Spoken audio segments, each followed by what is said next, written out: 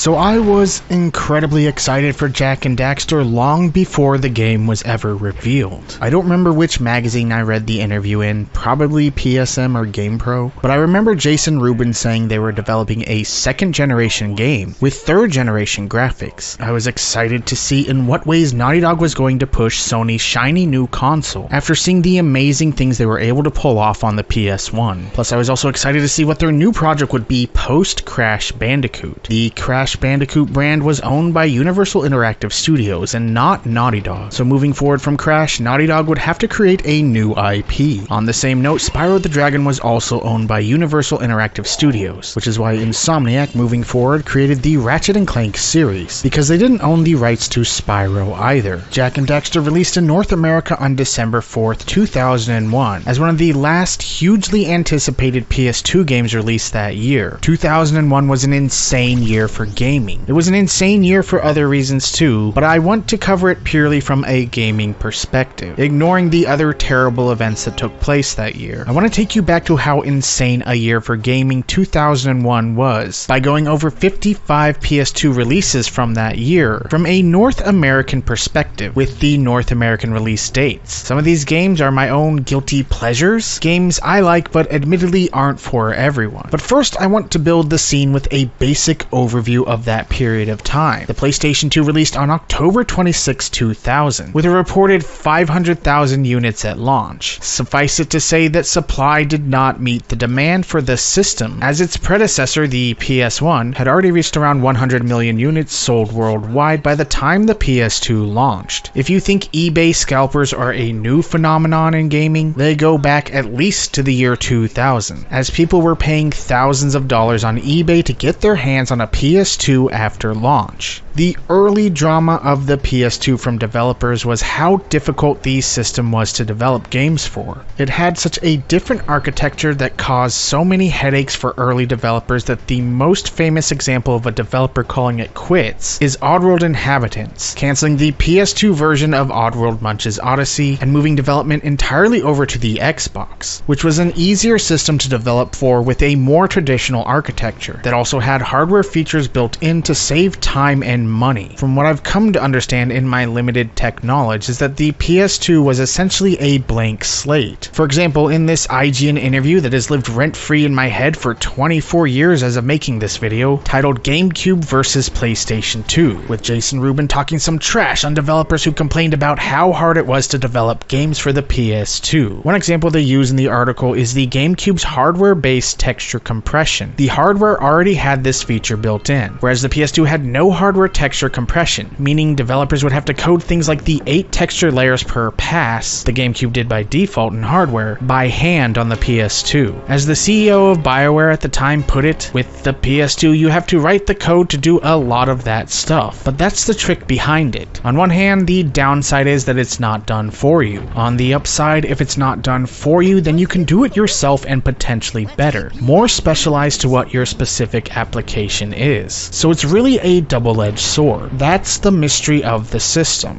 Even before we knew what the PS2 was going to look like, the Sony hype machine about its graphical capabilities had started. I remember hearing about the system's specs and capabilities throughout a large portion of 1999. 70 million flat, shaded polygons a second. That's up to the quality of the CGI sequences in The Phantom Menace, according to LucasArts. The hype train for the system's graphical capabilities was going off the rails. It was going to take years for even PCs to catch up to the PS2. The Emotion Engine was a supercomputer CPU, faster than a Pentium 3 even. It was 128 bits. That's literally 4 times the bits of the original PlayStation. 4 times the bits. The whole hype for the system's graphical capabilities is really silly in hindsight, but it worked for them at the time. What can't be denied is that the jump from PS1 and N64 graphics to PS2 graphics was massive. However, the jump from the already released Dreamcast to the PS2 was well, not quite as dramatic, as the PS2 wins in some areas, but the Dreamcast wins in others. The launch crop of PS2 games hit, and most of them didn't look better than Dreamcast games. They mostly looked like prettier PS1 games, the exceptions being games like Tekken Tag, Madden, and SSX, and a few others that were noticeably or arguably to Dreamcast fans better looking than what was available on the Dreamcast, with even games like DOA 2 looking better on the Dreamcast than the PS2. By this time, the magnum opus of Dreamcast graphics had shipped, Shenmue, or Shenmue, however you're supposed to say it, and its detailed textures and worlds still look good to this day. What the Dreamcast lacked in poly-pushing power, particle effects, physics, and large open environments like those seen in Smuggler's Run, it made up for with a bright color palette, incredibly detailed textures that I would argue were some of the best looking textures out of any console in the 6th generation, and progressive scan output in most games through the VGA box, making for a high definition experience for those who owned a VGA box and PC monitor. I remember the epic fanboy arguments on the Game FAQ's Dreamcast board between a user named FozzyFan, the PS2 fanboy, and Dursmoo, the Dreamcast defender, or maybe it's Dr. Smoo, I don't know. I would read through these incredibly long argument posts between the two of them. They would link to screenshots, the internet wasn't really video friendly at the time, so screenshots it was, and argue about the Dreamcast's 8 megabytes of VRAM versus the PS2's measly 4 megabytes. I remember reading things like high bandwidth small bus and nodding my head like I even knew what that meant. I still don't know what that means. Either way, the fanboy arguments at the time were epic and overall pretty tame compared to the fanboy flame wars of the 7th gen and the modern fanboy flame wars of today. They were pointless arguments, but they were very entertaining, so I liked reading them for no good reason. So this brings us to 2001. The PS2 launch had happened in October 2000, and the first generation of software with it. 2001 was to bring in the second generation of offerings for the systems, where developers who had now had more time to figure out how to push the system further would start to showcase the system's true capabilities. The time for hype was over. It was now time to see if the PS2 could live up to the hype.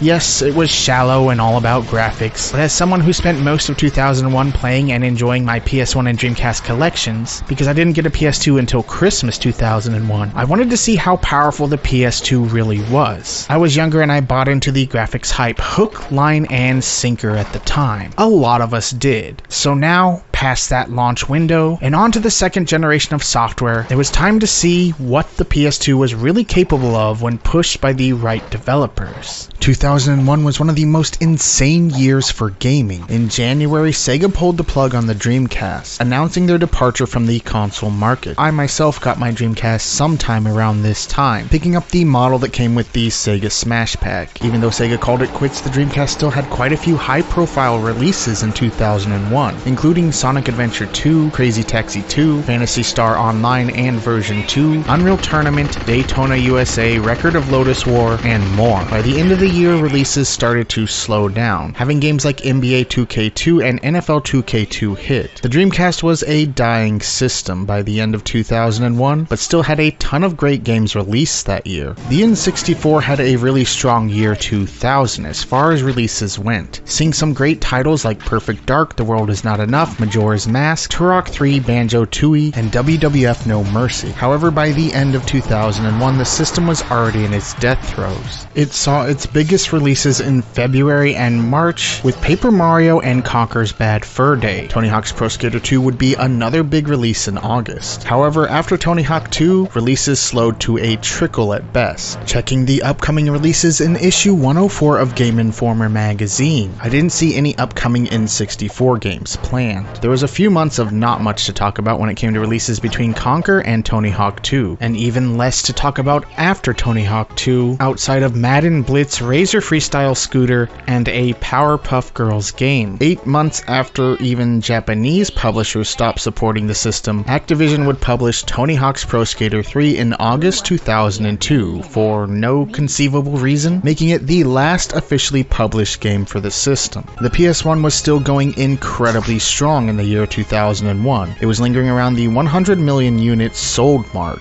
The system would continue to see releases in North America until October 2004. Some of the big releases in 2001 include games like Tales of Destiny 2, Tomb Raider Chronicles, Final Fantasy Chronicles, Spider-Man 2 Enter Electro, Castlevania Chronicles, Metal Slug X, and so many more. Topping the year off with Siphon Filter 3, which was the last big AAA title hurrah for the PS1. Later in 2002, the US would get some other great PAL conversions like The Italian Job and C12 Final Resistance. This was also the era of the $10 generic budget title, seeing games like racing, boxing, bowling, and even great budget kings like Board Game Top Shop and Battle Hunter. The Game Boy Color was still alive and kicking with the Game Boy Advance right around the corner, ready to be released on June 11th of that year. Some notable PC games that came out that year were Return to Castle Wolfenstein, Ghost Recon, Serious Sam, Black and White, Civilization 3, and Max Payne, just to name a few. By the end of 2001, according to the same December issue of Game Informer I referenced earlier, the PS2 had an installed base of 20 million units sold. To further paint the picture of the incredibly competitive season that Jak and Daxter released in, I'm going to go over 55 PS2 releases alone, and this isn't even every release on the system. Technically, Final Fantasy X capped off the year as the last hugely anticipated PS2 game to release in North America, making it just in time for Christmas on December 17th, but Jak and Daxter is the second to last AAA title, if you will, to end the PS2's year off in an incredibly high note in one of the most incredibly competitive years in gaming history.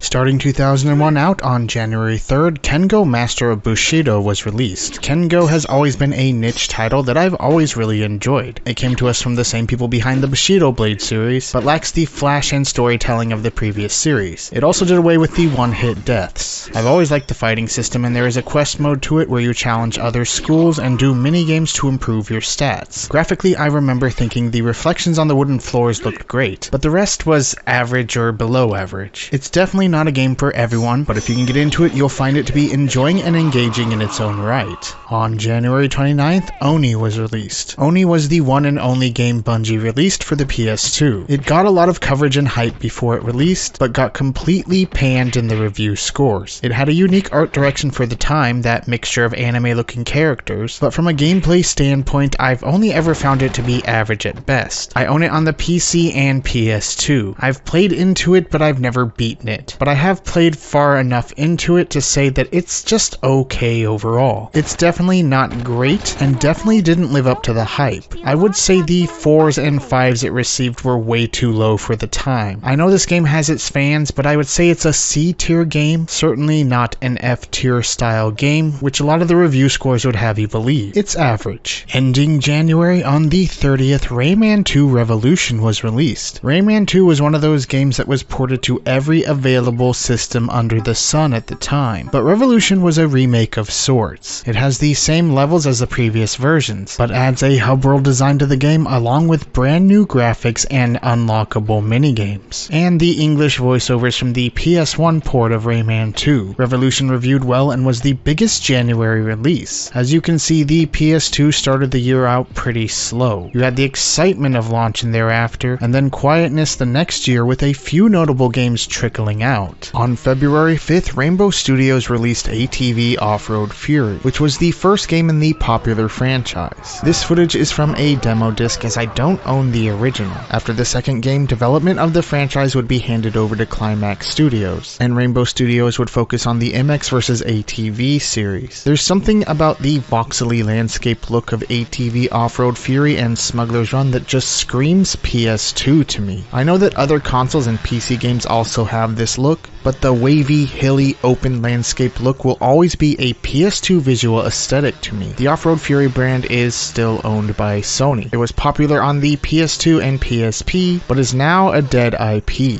Speaking of that voxely landscape look, Star Wars Starfighter was released on February 19th. I've owned the Xbox version for years, and have still yet to play all the way through it. It's no Rogue Leader or Rogue Squadron, but it's still a solid flight combat game based on the Star Wars franchise. franchise. The missions are challenging and yet also rewarding once you beat them. It's definitely worth playing if you're a fan of Star Wars space combat games. On March 5th, Squaresoft and Dream Factory released The Bouncer. The Bouncer got a lot of hype before it released because it was seen as a game that would finally show off the PS2's graphical capabilities. The character models and overall graphics looked great for the time. The character models were fleshed out with all those polygons the PS2 could reportedly push, and there were small details like flowing hair and even things like Sion's hoodie swaying whenever he would launch his attacks. However, this was one of the first big flops for the PS2, coming out to low review scores. Early tech demos showed tons of environmental interactivity. I remember reading about breaking tables and using pieces as weapons, or pulling picture frames off the wall to use in combat. There was none of that in The Bouncer. Instead, gamers got a story-driven beat-em-up that could be beaten in 2 to 4 hours depending on if you watched the story sequences or not. The game also caused a split between Dream Factory and Squaresoft. To be fair, despite its short length, I've always really liked The Bouncer. It has an RPG stat leveling system where you can buy stats based on points you earn during the fight sequences, a campaign that was designed to be played through multiple times to finally fight the final form of the last boss, and a fun 4-player battle mode. It's short, but it's definitely not as bad as it was made out to be. I've always enjoyed this game. On March 6th, Konami released Shadow of Destiny, which I don't own but always wanted to play, because it looked interesting to me. I just thought it was worthy of mentioning in this list. The PS2 version is still lingering around $30 on eBay at the moment. I will pick it up someday. It did eventually get a port to the Xbox in Europe, but not in North America. The European port shadows the Japanese name as Shadow of Memories instead of Shadow of Destiny. The game was also ported to the PSP and PC. On March 13th, Capcom released Onimusha Warlords, which has the distinct honor of being the first PS2 game to sell 1 million copies. Onimusha is a cool mixture of previous generation graphical techniques, pre-rendered backgrounds, with next-gen character models, and it felt incredibly smooth to play. I've never played all the way through it despite meaning to for decades, but it definitely falls into the same category of action game that Devil May Cry, Ninja Gaiden, and even God of War would eventually define as well. Its controls feel buttery smooth compared to all PS1 games with similar tank controls and pre-rendered backgrounds. Games like Soul of the Samurai on the PS1, for example. I own Onimusha 1 through 3 on the PS2, and I really just need to sit down and play them all. I've played into all of them but never beaten them. I even own Genma Onimusha on the Xbox, so I really have no excuse, especially since I know this is a great series. On March 26, MDK2 Armageddon, Quake 3 Revolution, and Zone of the Enders were released. MDK2 Armageddon was a port of either the Dreamcast or PC version of MDK2. The PS2 version adds a difficulty setting to make it easier, or just as difficult as the Dreamcast port, and has worse textures but better particle effects than the DC version, a common theme with Dreamcast to PS2 ports, and a lot of different control schemes to experiment with to get the unruly controls as close to a modern control setup as possible. Early PS2 control schemes were still experimental at the time, and the modern dual-stick movement and aiming setup wasn't set in stone just yet. Solid shooter with some cool atmosphere and a sniper helmet. I own it on both the PS2 and Dreamcast, but have beaten it on neither system, especially not the Dreamcast version, which is so difficult it's actually a badge of honor among Dreamcast fans to have actually beaten it. Quake 3 Revolution may have lacked the online play of its PC and Dreamcast counterparts, but it's still a fun arena shooter if you're interested in couch co-op. It's the same setup as the other versions. The single player mode is just a series of bot death matches. Its lack of online play, keyboard and mouse support, and any kind of networking, like using the iLink port on the PS2 for a local area network like Unreal Tournament did on the PS2, make it a game squarely aimed at split-screen couch co-op. Personally, I like Quake 3 Revolution. One cool part about the game is that you can earn stat upgrades by completing the single-player mode, and you can then load your upgraded character into the split-screen multiplayer. Its default control scheme isn't good, but you can change the control setting in the options to find the modern left-stick move, right-stick aim settings. Really, the biggest flaw of the game is is the insanely long load times. I mean, it loads faster than Soldier of Fortune on the Dreamcast does, but that's really not saying much. Zone of the Enders is a game I only recently picked up the full version of, so I haven't played all the way through it, but I definitely enjoyed the game off of the demo disc back in the day. Generally, people complained that the game was way too short, and between the mainstream outlets and fans, it got mixed reviews. However, Zone of the Enders is incredibly significant to the PS2 in 2001 because it came with a demo of Metal Gear Solid 2 on a separate disc. A lot of people at the time said the Metal Gear Solid 2 demo was the only reason to buy Zone of the Enders. I jokingly say Konami released a $50 demo disc of Metal Gear Solid 2 with a free mech game on the side. It goes without saying that the hype for Metal Gear Solid 2 at the time was at a fever pitch. It was easily the most anticipated PS2 game at the time, and gamers were excited enough to buy Zone of the Enders just to play the demo of Metal Gear Solid 2. The demo's inclusion no doubt helped the sales of Zone of the Enders. This wouldn't be the last time a publisher released a demo of a hotly anticipated game with the release of another game, even in the same year. This was a wise strategy and it worked. The sad fact about it is Zone of the Enders is best known for the Metal Gear Solid 2 demo. On March 27th, Winback Covert Operations was released. This was a port of the N64 game with improved graphics and some extra multiplayer modes. Winback was the granddaddy of duck and cover shooters, taking the wall-leaning mechanic of Metal Gear Solid and allowing players to shoot around corners. Its controls definitely feel a little awkward if you go back and play it today, but overall it's still a solid and fun title. On April 23rd, EA released Rumble Racing, which was the non-NASCAR licensed sequel to NASCAR Rumble. On top of keeping the same Mario Kart inspired power-up gameplay, it also borrowed the air trick system from San Francisco Rush 2049, but gives it a twist to where successfully landing tricks gives you a turbo boost. This is easily one of my favorite alternative racing games on the PS2. I loved NASCAR Rumble on the PS1, and Rumble Racing improved upon the formula. It's definitely worth playing if you've never played it, especially if you were a fan of NASCAR Rumble and didn't know about Rumble Racing's existence. On April 30th, The Adventures of Cookie and Cream was released, and it's still one of my favorite underrated gems for the system. It's a combination puzzle platformer game that can be played with one player but is most enjoyable with a friend. I used to describe it as Crash Bandicoot meets a puzzle game. Cookie and Cream are always on the opposite sides of the screen, and the level plays out like a platformer. There is a time limit on each level, and taking hits or falling down pits deducts time from the timer. The puzzle elements come into play where either character has to do things like hit switches, move logs, launch watermelons to attract a hippo, and etc. in order to open up the path for the character on the other side of the screen. This game can be played single player, where each analog stick controls each character from the same controller, which is a really cool idea. However, it's most enjoyable with a friend. I have great memories of playing this game over a decade ago with a close friend of mine who passed in 2020. I love this game and I miss you, bro. On May 1st, Gauntlet Dark Legacy hit the PlayStation 2. It's essentially an expanded version of Gauntlet Legends. It came out to low to medium review scores because by that time, outlets were already fatigued of Gauntlet Legends, which outside of the arcade was ported to the PS1, N64, and Dreamcast. Dark Legacy was an expanded version of Legends. However, don't listen to the review scores of this game. Dark Legacy is an exceptionally fun game that's best enjoyed with friends, but is also still fun playing by yourself. I've always called it Diet Diablo, as essentially it's an arcade take on a hack and slash RPG. A simplified hack and slash RPG which is way more accessible to everyone. It's easy to jump into the game, start killing things, gain levels, and have a blast doing it. What it lacks in deep RPG depth, it makes up for in pure addictive fun. I love Gauntlet Legends and I love Dark Legacy. It's best with friends but still incredibly fun by yourself nonetheless. On May 17th, reality finally sunk in for Sega fans when Crazy Taxi was released on the PS2. The PS2 port was handled by Acclaim, and if you ask, Dreamcast fanboys was inferior to the Dreamcast version in every conceivable way. However, I think that's more than a little overblown because unless you go into a Digital Foundry style analytical review of the graphics, you really won't notice very many differences between the two versions. I've literally played both versions at the same time on two different TVs in the past, and I didn't notice many differences between them. When it comes to gameplay, the PS2 version still plays great. Crazy Taxi is a beloved classic, and it's fun no matter which version you play, except for maybe the Game Boy Advance version, which I haven't played and can't vouch for. Either way, the PS2 version is still just as fun as every other version of the game. It's an outright classic, and it's definitely one of those games that everyone should play at least once in their life. On May 22nd, Red Faction released. For me, this was my first introduction to Half-Life, as I played Red Faction before Half-Life, not realizing that from a level design standpoint, Red Faction borrows a lot from Valve's masterpiece. That being said, Red Faction is still one of my favorite first-person shooters on the PS2. The GeoMod engine was an amazing piece of engine design. For those who don't know, GeoMod stands for Geometric Modification. What this translates to is real-time environmental destruction. Certain walls, tunnels, and other solid objects could be hit with explosives and they would deform in real time. There were no scripted ways for the environment to deform. It depended on what angle the player either placed the explosives or shot the wall with the rocket at. You could spend hours creating your own tunnels and bridges in the game. It was such an amazing engine. Top off the insane awesomeness of the GeoMod engine with a really well-made Half-Life style romp and some fun two-player split-screen bot deathmatches, and you had a great shooter with a lot of features to keep you coming back.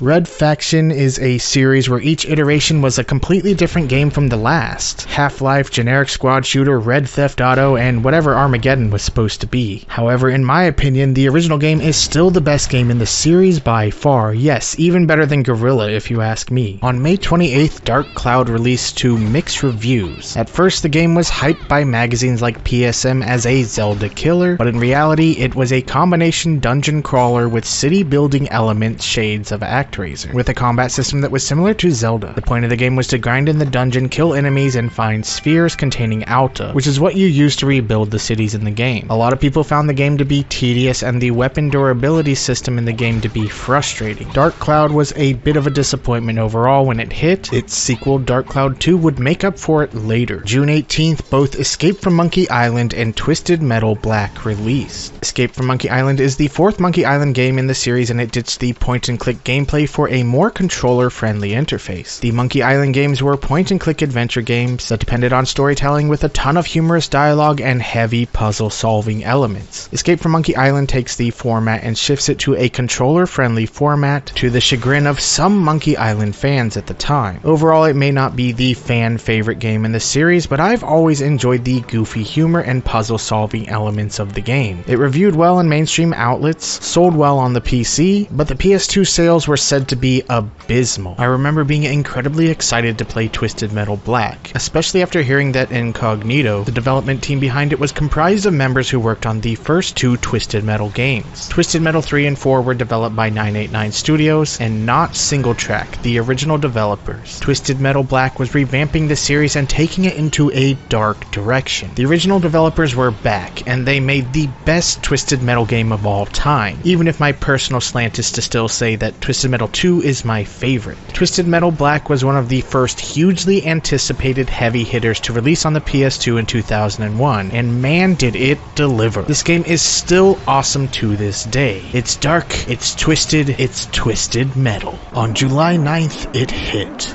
It hit hard. To sum up the three most anticipated killer apps for the PS2 before GTA 3 hit and became the killer app, I would say the three most salivated over games on the PS2 in 2001 were Gran Turismo 3, Metal Gear Solid 2, and Final Fantasy X. Other games were anticipated, but these three towered over all the rest in hype and anticipation. There's a good chance that most early PS2 adopters bought the system waiting for one of these three games. Gran Turismo 3 was the pack-in game for the PS2 I received on Christmas 2001, and was the last GT game I personally played hours upon hours into. The graphics were amazing for the time, and finally showed us what the PS2 was capable of. I had already seen screenshots of the game, but screenshots aren't the same as seeing this game in motion. The visuals looked photorealistic to me at the time. Everyone talks about Gran Turismo 2 and Gran Turismo 4, but for me, my GT experiences were GT1 and GT3. I don't play racing sims anymore. I'm way out of practice, as you can see from this footage, but seeing and playing this game for the first time was an experience. I never 100%ed the game, but I put countless hours into it nonetheless. This game was amazing, and not just because of the beautiful graphics. It had so many features and so many different races. I mean, it's Gran Turismo, I really don't have to describe it to you. The release of Gran Turismo 3 was a defining moment in 2001. Twisted Metal Black in June and Gran Turismo 3 in July, Sony Sony was starting to throw haymakers at the competition halfway through 2001, ramping up for the holiday season and the release of 2 competitor systems. The first 6 months of 2001 may have been slow for the PS2, but for the last 6 months of the year, the PS2 was about to start throwing bombs at their competitors, and it started here with Gran Turismo 3. On July 23rd, Extermination released. Extermination is another game I've played into but never beaten. I remember playing it off the demo disc and enjoying it. It's a survival horror game with more of an action focus, and that had way better aiming controls than any other game in the genre up to this point. The game borrowed ideas from The Thing, the movie, not the later release game, where enemies don't just damage your health, they also infect you with an alien infection, so you have to deal with both a health meter and an infection meter. It's been years since I've played into this game, but I remember my first impression when playing the demo being how much better the combat aspects felt in this game than any other game in the genre up to this point. The aiming and movement alone felt 1,000 times more freeing in Extermination than any Resident Evil or Silent Hill game prior to this point. Basically, the controls feel like Resident Evil 4 minus the over-the-shoulder view. One day I'll have to sit down and play all the way through this one. I know it got mixed reviews, but based on what I've played of the game, I've always liked it. On July 25th, Klonoa 2 was released. Luckily, this game has been re-released in recent years because at one time this game was lingering around the $200 mark. Klonoa 2 is the sequel to the PS1 original Klonoa Door to Phantomile. It's a super addictive and fun 2.5D platformer that, while it didn't do anything particularly new, was as refined as games of this type get. Klonoa 2 is an excellent platformer that unfortunately sold terribly on the PS2. I'm happy to see that they have released both Klonoa games in the Klonoa Fantasy Reverie series, so more people can enjoy these games. Like Robot Alchemic Drive, the only copy of Klonoa 2 I ever saw on the shelf was the one I bought, and I'm glad more people can enjoy this game now. On August 21st, Resident Evil Code Veronica X hit the PS2. It was a port of the Dreamcast exclusive Code Veronica minus the really cool health meter screen that showed up on the VMU on the controller. Personally, I stopped caring about Resident Evil after Resident Evil 2, so I've started Code Veronica on the PS2 and Dreamcast about a dozen times in the past, but I never saw it all the way through. However, the initial release of Code Veronica X came with a playable demo of Devil May Cry. I remember a friend of mine coming over with his PS2 and Code Veronica X, and we played the Devil May Cry demo. I was blown away by the game. Devil May Cry was the first PS2 game I bought after I got my PS2 for Christmas, and the third PS2 game I owned.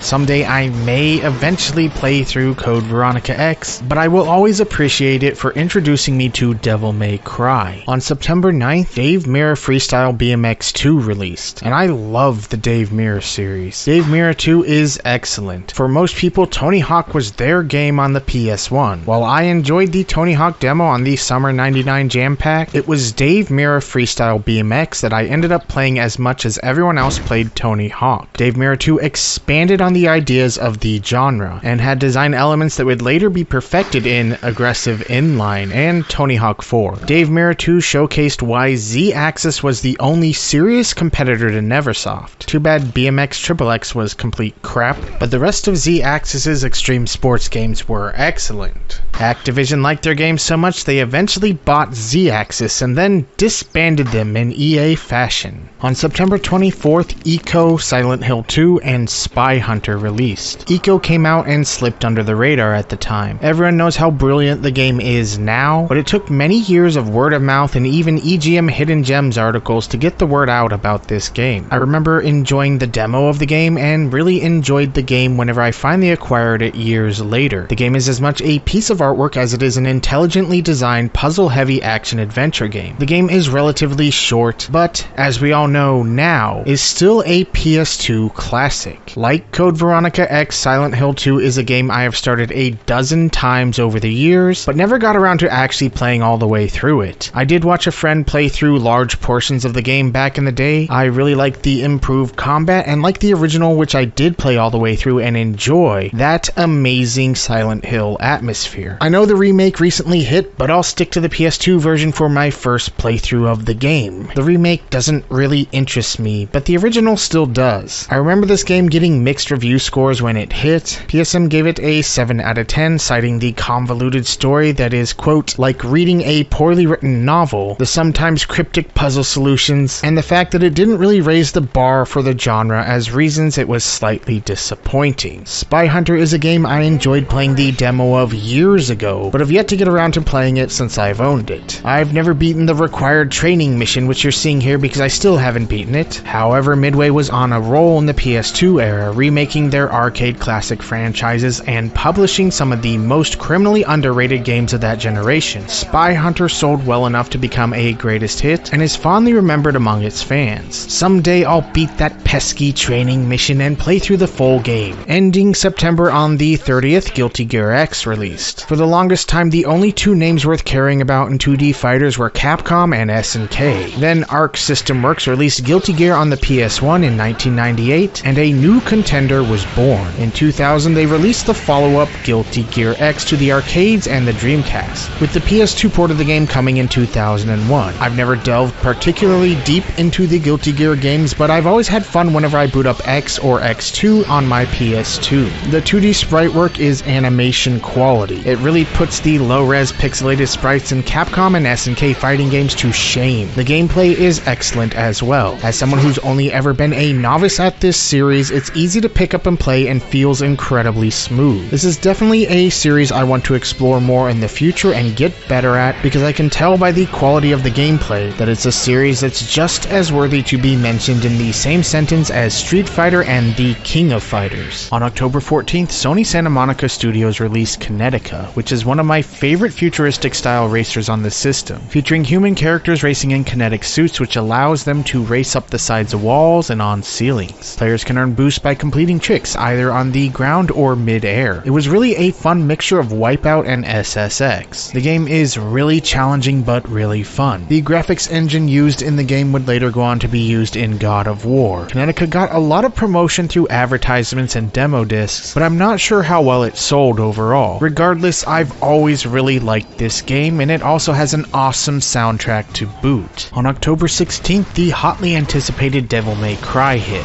As I mentioned earlier, this was the third game I ever owned for the PS2 because I was super impressed by the demo that came with Code Veronica X. Before it hit, the game got tons of coverage, making the cover of every major gaming magazine in the States. It wasn't until I played the demo that I finally realized what all the hype was about. Devil May Cry was a great game, and it not only kicked off one of gaming's most popular franchises, but also I guess the term used is character action genre. That's a term I haven't heard until about 5 minutes ago as of writing this, because I looked it up. Either way, it's that God of War, Devil May Cry, Ninja Gaiden, Dante's Inferno, Bayonetta, Rygar, Bujingai, and etc. action genre. We all know that Rising Zan actually did it first, but Devil May Cry was the start of a new generation of action game. I guess Onimusha also beat it to the punch in many ways, but DMC still had the largest impact on the genre. It's a great game. I was completely blown away by the graphics at the time, and the gameplay was exhilarating and frustrating at the same time. DMC is another huge release for the PS2 in 2001. And before I get into the next game, a quick note. GameFAQ says GTA 3 was released on October 22nd, while Wikipedia says the game was released on the 23rd. I scoured the magazine archives to find a preview of the game that had the official release date, but I couldn't find one. However, since I've been using the GameFAQ's release dates for this video, because I trust them more, just know the release date could be a day off. Once in a while, a game so important to the rest of gaming history comes along that everything around it comes to complete halt, pausing in awe of what that game accomplished. Okay, that's a little over dramatic, but on October 22nd, the most important PS2 game released in 2001 hit. That game was Grand Theft Auto 3. GTA 3 kind of came out of nowhere, surprising both gamers and mainstream outlets to become the biggest killer app for the PS2 going forward. I've had arguments with people who said, nah man, the game didn't surprise anyone, everyone knew about it before it hit, to which I responded the only major US gaming magazine to so much as give GTA 3 a cover story and a 9-page special feature was the official PlayStation magazine, at least in North America. Maybe there was one other I may have missed, but that's the only cover story on the game. Prior to release, there was little interest in this game from the mainstream outlets. It's hard to blame them, as in a year as crazy as 2001, with 3 systems launching and a ton of hugely hyped games coming out, it would be hard to predict GTA 3's success. In the issue of GamePro magazine they reviewed it in, Jak and Daxter got a full-page review, Parappa the Rappa 2 got a full-page review, and GTA 3 got a half-page review. And that review wasn't even published until their February 2002 issue, which came out in January 2002. Let's not only a testament to how stacked the end of 2001 was with game and console releases, but to also how little significance the game was given by the majority of gaming outlets at the time. Like I said, it snuck up on most of us. I did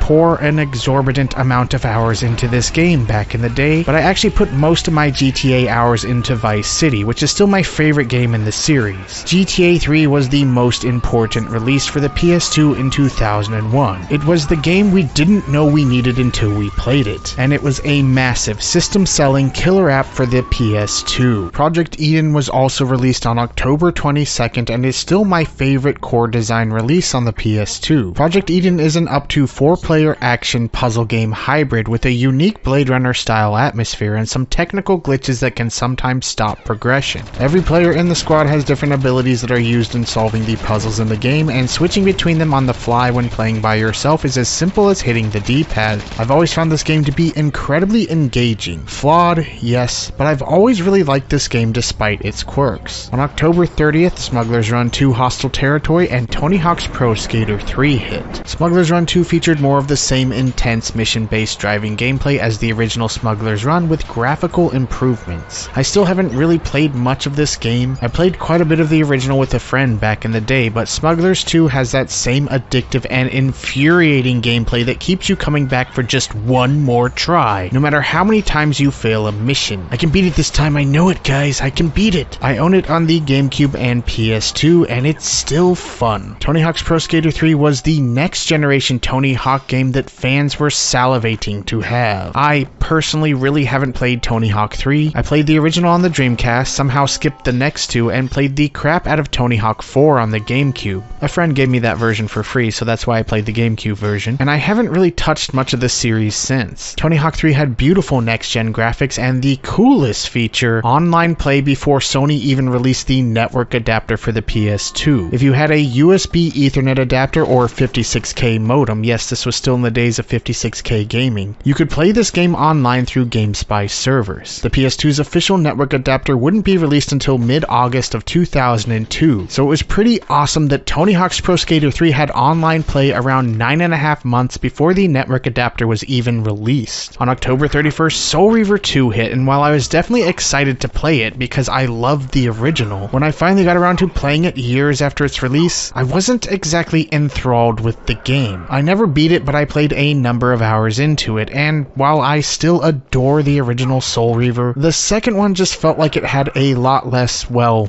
soul to me. The combat didn't feel as rewarding, and while the graphics were good and a step up, it lacked that same dark feeling atmosphere of the original. I really need to come back and give this game another chance and a full playthrough because I really love the original, and maybe I didn't give Soul Reaver 2 a fair chance whenever I played it. Coming into November, the Christmas shopping season was upon us, and the competition was going to hit a fever pitch with the launch of the Xbox on the 15th and the GameCube on the 18th. Before I get to the PS2 releases, I'll briefly cover the Xbox and GameCube launch lineups. The Xbox came out the gate swinging with one of the best launch lineups in gaming history. I still say the Dreamcast had the best launch lineup ever, but I wouldn't fault anyone who gives the nod to the Xbox. Standouts for me were Dead or Alive 3, Project Gotham Racing, Oddworld Munch's Odyssey, Tony Hawk's Pro Skater 2X, which is a remake that combined the levels of the first two Tony Hawk games with next-gen graphics, and of course, without exaggeration, the game that single-handedly launched the entire Xbox brand off its back. Halo Combat Evolved. No Halo, no Xbox brand to this day. It's that simple. The Xbox came out swinging with an exceptional launch lineup of games, and the first game in, outside of Grand Theft Auto, I would argue, the biggest franchise of the 6th generation. The PS2 may have obliterated the Xbox in sales, but that in no way diminishes the popularity of Halo. It was the game to get for the Xbox, and the game to get an Xbox for. Most people who bought an Xbox specifically bought it for Halo, at least in the beginning. The GameCube launch lineup is hard to look up on the internet nowadays. Even going to magazine archives to figure out the exact launch lineup is hard because magazines had space requirements, so most of them separated the launch games between issues of the magazines. I remember the big name games like Rogue Leader, Luigi's Mansion, Super Monkey Ball, and Wave Race Blue Storm. But the other launch titles like Crazy Taxi, Madden, Tony Hawk 3, Dave Mirror 2 just kind of blend in my mind. I mostly remember Rogue Leader because when I picked up my GameCube GameCube in summer 2002 using my high school graduation money, I made sure Rogue Leader was the first game I bought. This is a little off topic, but does anyone else remember that GameCube smell? I can't describe it. It's a heavy plastic smell, but a clean plastic smell at the same time. I'm pretty sure it made my room smell like my GameCube for months, and even today, sometimes I open a box with plastic packing materials, and the materials sometimes hit my smell memory, and the smell reminds me of the GameCube. I might be crazy here, but I know I'm not the only one who remembers that new GameCube smell. Overall, the GameCube launch lineup in North America was a little weak. Luigi's Mansion was fun, Wave Race was fun, Rogue Leader was great, but it was the December release of games like Super Smash Bros. Melee and Pikmin where some of the better games would hit. The GameCube was a slow starter, kind of like the PS2. It's the system that Nintendo fans bought with the promise of those great Nintendo titles later down the line, even if by this time Nintendo had already revealed the Wind Waker version of Link to much groaning by fans at that time. Space World showed an awesome duel between Link and Ganon, but they later revealed Hermie, the misfit elf version of Link. Oddly enough, Wind Waker would win me over after playing it, and it's still my favorite 3D Zelda of all time that I've played so far.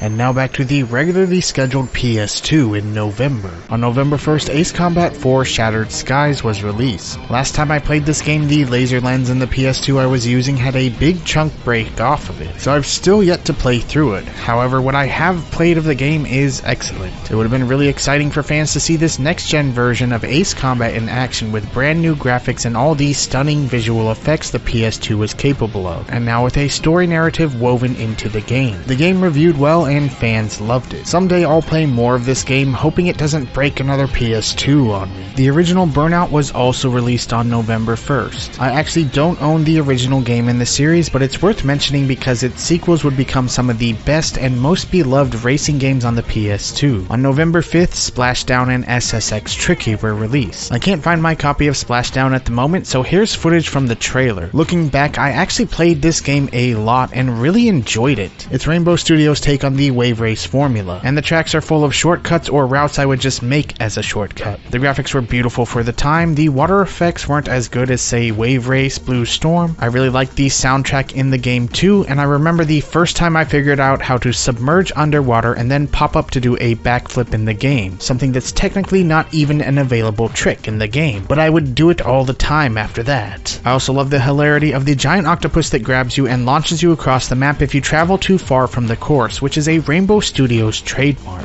I still need to get Rides Gone Wild because I really love the original Splashdown, and I had tons of fun playing it back in the day. SSX Tricky I own on the GameCube because a friend gave it to me for free, and I had tons of fun playing it. It's really the last SSX game I played. I spent a ton of time playing the original with a friend back in the day, so I was incredibly excited to play Tricky as well, and it did not disappoint. It features a lot of the same tracks of the original SSX, but modified now, and it added the Uber tricks where filling up your boost meter allows you to pull off super special tricks. The original SSX was nearly perfect, being the best game at launch for the PS2, but Tricky's improvements over the original make it really hard to go back and play it unless you have nostalgia for it. I spent so many hours in this game. Such a great game. I really need to play the newer games in this series because I haven't played one past Tricky. On November 6th, Capcom vs. SNK 2 Mark of the Millennium 2001, say that 5 times fast, was released. The original Capcom vs. SNK was a fanboy dream come true after years of fanboy arguments of who would win in a fight, Terry Bogard or Ryu. While it lacks the flash of other versus fighters, the combination of SNK and Capcom fighting characters surprisingly blended together amazingly well. I've become more of an SNK fanboy because the King of Fighters 99 on the PS1 of all systems got me back into 2D fighters after years of playing 3D fighters. But Capcom did an excellent job of combining these characters in an excellent 2D fighting game. I'm not sure about balancing issues or any of that hardcore depth. All I know is 2D fighting game fun. On November 11th, 11/11, your wish was granted as Gearbox and Valve released Half-Life on the PS2. This is the first version of Half-Life I ever played, so I have a soft spot for the PS2 port. Even when going back and comparing it to the modern PC version of the game, this is still a great port of Half-Life, and one of the best PC2 console ports ever, possibly the best of that era. The PS2 version vastly improved the graphics over the stock PC version from 1998. The HD pack would release with Blue Shift and make the graphical improvements of the PS2 version seem null and void, but it was impressive for the time. Very rarely, if ever, had console ports actually improved over the PC version's graphics. It was a big deal at the time for 2 seconds. On top of being a great port of one of the best games ever made with tons of control options for controller or USB keyboard and mouse and some fun split-screen deathmatch. It also added the Decay campaign, which was designed to be played co-op with a friend, but is just as playable by yourself. Another cool feature is, if you had the demo disc for issue 57 of the official PlayStation magazine, you could play the Half-Life Uplink demo on the PS2 with the PS2's graphical improvements. The Uplink demo is one of the earliest PC demos of Half-Life that was almost impossible to play on modern PC hardware until a recent update of Half-Life on Steam made it available to play again. Overall, the PS2 port of Half-Life was an excellent port for the time, and I still love this version of the game. I guess that's also why I love the PS2 version of Deus Ex, because that was the first version of the game I played before getting the PC version later. 3 days before the Xbox released, on November 12th, Metal Gear Solid 2 Sons of Liberty hit. As PSM put it, this was the game of 2001. The hype and excitement for this game was massive. It's not an exaggeration to say that most people who owned a PS2 by this time in 2001 bought it specifically for this game. As Blake Fisher in the January 2002 issue of Next Gen magazine put it, no other game in history has received the kind of overwhelming hype as Metal Gear Solid 2. It was that big of a deal, and the game's November release meant that it was reviewed in the same issue as the entire Xbox launch lineup and GameCube launch games as well. Most of the reviews and all the previews leading up to the game's release tactfully avoided what would become the biggest controversy of the game, one that would split fans and eventually have a lot of them turn against the game. Spoiler alert, granted this game is rapidly approaching a quarter-century old and has been re-released on every subsequent console generation since the PS2, so if you haven't played it yet, you probably are never going to. Snake is only the main character for the beginning of the game, which takes place on the tanker. After that, Snake is replaced by Raiden, who is the actual main character of the game. He only bumps into Snake along the way here and there, but Raiden replaces Snake for the majority of the game. Me, personally, I did think it was lame, but I still love this game. It is probably my second favorite Metal Gear Solid game of all time. Granted, I've only really played the first 3. I've been meaning to play Metal Gear Solid 4 for years, but the words 90-minute cutscene have stopped me from doing so. I've got to be in the mood for that, and owning the game for over 15 years, I still haven't been in the mood for a 90-minute cutscene. Either way, the Raiden replacing Snake aspect of Metal Gear Solid 2 is still polarizing among fans to this day.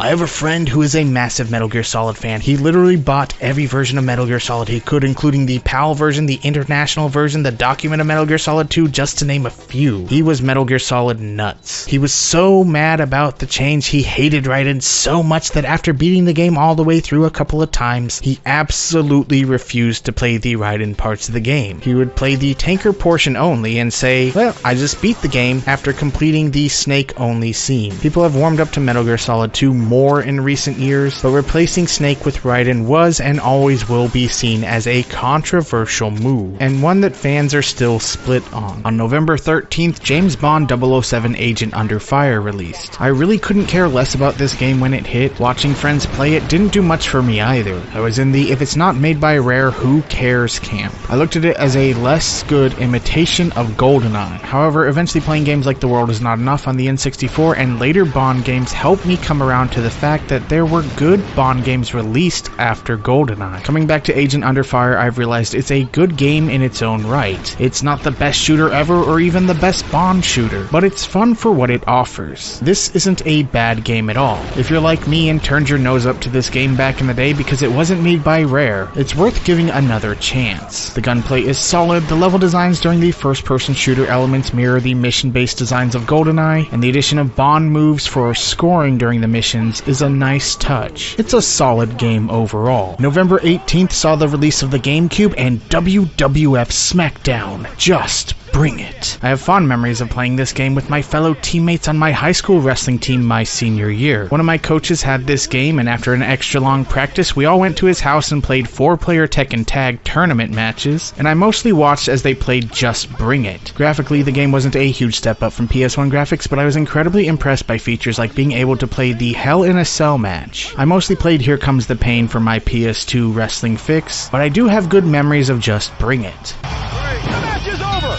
Triple H lost the match! On November 19th, Harmonix released Frequency, which combined with its sequel Amplitude were precursors to the Guitar Hero games. Frequency plays like playing Guitar Hero with a controller, but instead of just playing the guitar portions of the song, you rebuild the song one instrument track at a time. Frequency is still incredibly fun and gives you a weird tunnel vision after hours of play, where even after playing, you see movement, even if you're staring at the wall, similar to what Guitar Hero did later on. On the same day, November 19th, Sega and 2K released NFL 2K2 on the PS2. This would be the start of the last great football rivalry in gaming between Madden and 2K. NFL Game Day was previously in a cutthroat rivalry with Madden, but the abysmal showing of NFL Game Day 2001 on the PS2 and the next couple of years trying to rebuild that franchise's reputation meant that Madden would have been completely unopposed on the PS2 if it wasn't for 2K. I don't normally play sports games because I don't watch sports, but even I loved the NFL 2K games. It was sad for Dreamcast fans to see this port, but it was also exciting for Sega fans to know that no matter which next-gen console they ended up buying, they would still be able to play the best football franchise around. On November 24th, EA published The Simpsons Road Rage, which is essentially just Crazy Taxi in the Simpsons universe. In fact, Sega also agreed that it was essentially Crazy Taxi to the point that Sega eventually sued Vivendi, Fox, and EA for patent infringement over this game, and they won, forcing EA to stop the sales of the game, which had already sold over 1 million copies. My personal take on this, at the time Sega blatantly stated their goal of wanting to be the #1 third-party developer in the world, a spot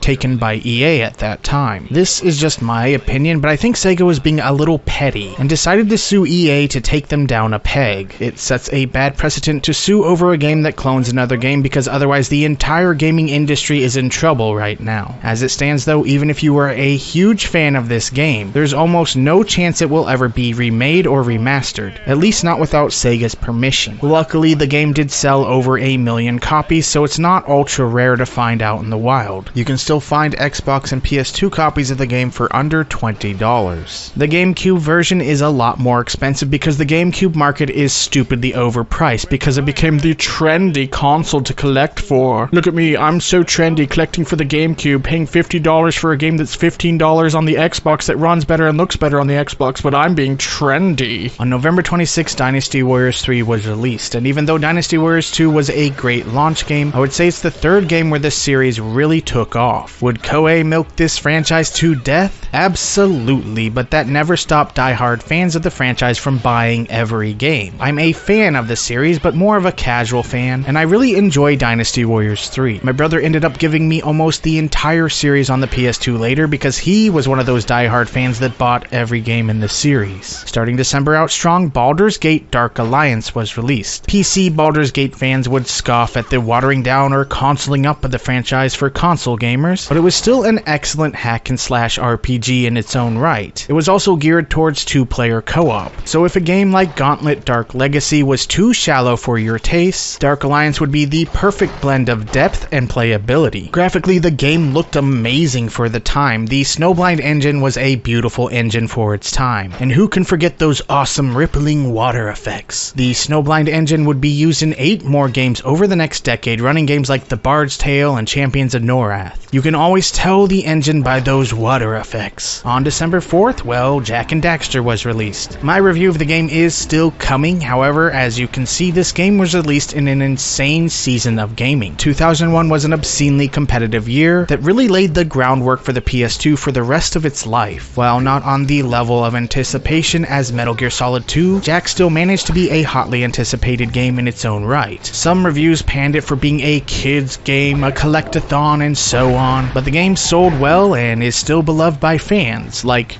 me. On December 11th, Shadow Hearts released. I don't own any of the Shadow Hearts games, but I remember hearing about how good the games were by its avid fans. Physically, all 3 of these games in the series will run you over $100 to get them in good condition. This series hit under the radar and has gone up in price as more people have discovered it, and it's a series that is yet to be re-released anywhere as of making this video. It's definitely a noteworthy release worth mentioning. As I mentioned earlier, on December 17th, Final Fantasy X was released. It was was the last of the most anticipated PS2 games of 2001, and it capped off one of the best years for releases the PS2 ever saw. There were still plenty of great years of releases for the PS2 to come, but Final Fantasy X was that last big haymaker thrown at the GameCube and Xbox by the PS2 in 2001. With such a strong lineup of hotly anticipated games, GTA 3's release, and overall sales thanks to them finally making the system available to people who wanted it, the GameCube and Xbox had absolutely no chance. The GameCube would sell a little over 21 million systems worldwide in its lifetime, while the Xbox would sell a little over 24 million. If the PS2 was at 20 million sold by the end of 2001, there was no catching it. As for Final Fantasy X, I enjoyed the game quite a bit, but I didn't end up playing through it finally until 2011. I had owned it for almost 10 years at that point, but my RPG backlog and RPG burnout at the time was strong. I have a huge RPG backlog. It goes back to the Super Nintendo. I'm not quite done with 2001. There are still 2 more games on my list here. On December 19th, 2001, Wizardry Tale of the Forsaken Land was released. Wizardry is an incredibly long-running series that's a turn-based first-person dungeon-crawling RPG series. I've never played very far into this game, but I do enjoy what I have played of it. I appreciate the fans of the game who brought it to my attention years ago, so I was able to pick it up cheaply, as it's sitting around $70 on eBay as of this video. And the last game on the list came out on December 20th, 2001, and that game is Giant Citizen Kabuto. This is a PC to PS2 port, and while I'm not sure what cuts were made from the PC version to this port, I do know that I've always really enjoyed this goofy, humor-filled squad shooter. This is from the same team that would go on to make Armed and Dangerous on the Xbox and PC, which is also a humor-filled shooter. Both games mentioned are underrated shooter gems, and they're both available on Steam and GOG for the PC. I highly recommend you playing both of them. Fun gameplay and so many charming, humor-filled moments. Giants doesn't take itself too seriously, despite being seriously fun. Alright, and if you're still with me, that sums up notable to me releases for the PS2 in 2001. If I missed a few that were worth remembering, please forgive me for that. This list was getting long enough. I do know that I missed a couple even I wanted to put on the list, but I removed some games so I could get into the review of Jak and Daxter sooner. For the review, most of this footage will be from the PS3 HD collection of the Jak and Daxter games.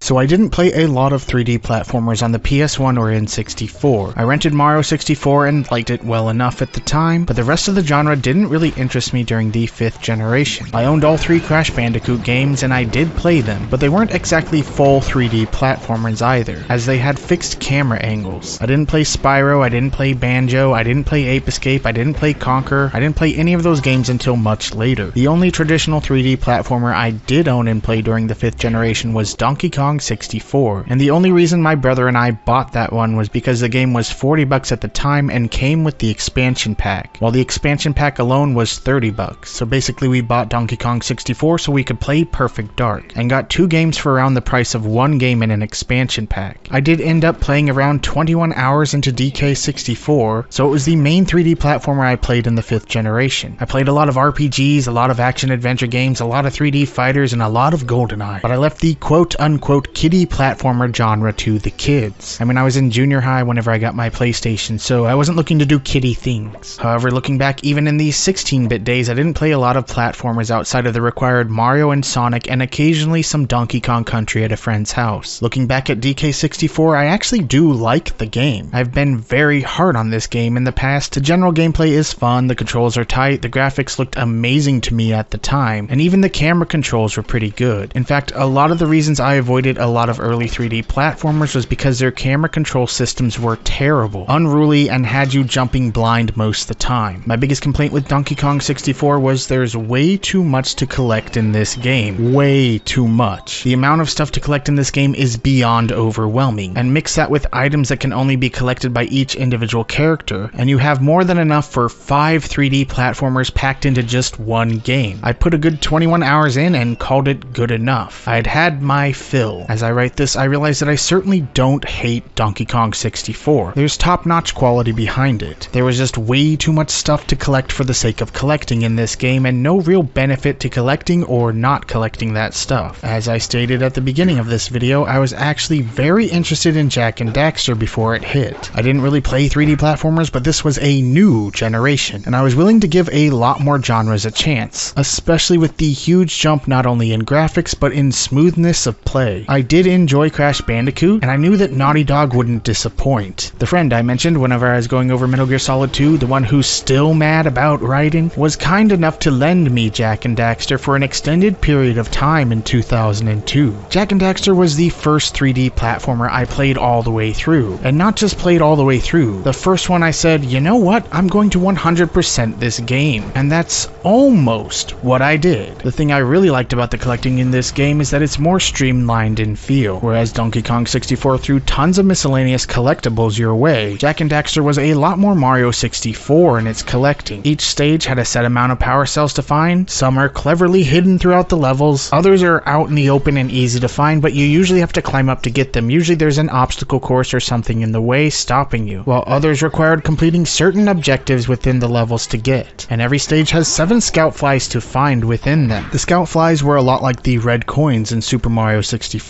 Each stage also had a set amount of precursor orbs to find, which could be used to purchase more power cells as well, and sometimes finding them turned into their own time-based missions. Overall, there were a number of things to collect in the game, but not an overwhelming amount at the same time. The variety of ways to collect them showed off some really thoughtful level designs as well, sometimes turning them into their own side quests within the main quest. The simplified collecting makes the game feel a lot more streamlined in nature. When I played the game back in 2002, I 100% collected everything in the game except for one scout fly in the spider cave. I was one scout fly short of my goal of 100%ing this game when my friend finally asked for it back. When I got the game myself years later, my Jak and Daxter save was long gone thanks to a massive memory card I owned that died on me. It was one of those 64 megabyte cards, and it died and took a ton of my precious gaming saves with it. I was so mad. For this playthrough, it was personal between Jak and Daxter and myself. I made sure that I didn't leave an area unless I found every power cell and every precursor orb. The only exceptions being Sentinel Beach, Mountain Pass, and halfway through the spider cave, where for each part, I realized I needed to turn on an eco vent to complete each area. My suggestion is, whenever you get to the volcanic crater, head up to Snowy Mountain before you go to the spider cave, so you can turn on the yellow eco vents before you head down to the spider cave. For Sentinel Beach, the blue eco vent is in the temple in the Forbidden Jungle, the same place where you fight the first boss in the game, one of only 3 bosses in the game. Another thing that makes this game feel a lot more streamlined than previous platformers in previous generations is the whole world is one giant seamless world with no load times in between the areas. I guess Conquer had already experimented with the giant seamless world, but I hadn't played Conquer yet. For me, Jak and Daxter felt like a blending of something like Mario 64 with Zelda. It was a 3D platformer at heart, but in a giant connected world that wasn't broken up into smaller areas and hub worlds, outside of Misty Island, which isn't connected to the rest of the map. You could travel from one side of the world to the other if you chose to do so, after you've unlocked the whole map, that is. To me, this was an awesome blending of 2 separate genres together. In the 6th gen, consoles got more powerful, and 3D games could be larger, seamless experiences. I was really impressed by how the world presented in the game was one giant seamless world. I was also impressed by the smoothness of the camera controls at the time. The general controls are also incredibly smooth feeling, aided by that smooth frame rate and, for the time, incredible animations. However, the biggest control improvement Jak made over previous generation platformers was handling the camera controls with the right thumbstick. It seems like a small thing today, but using the right analog stick for camera movement and not something as clunky as the C buttons or the R1 and L1 buttons like platformers from the previous gen did, instantly made Jak feel 100 times more playable to me. Obviously, the N64 didn't have 2 analog sticks, and on the PS1 not everyone owned a DualShock, so most control schemes were designed with the base digital PS1 controller in mind. The first DualShock controller I ever owned was the one that came with my PS2. I got my PS1 in 1997, which was before the DualShock controller was released. The good thing about the PS2 was it had one common controller its entire lifespan, so every PS2 owner had a DualShock 2 by default.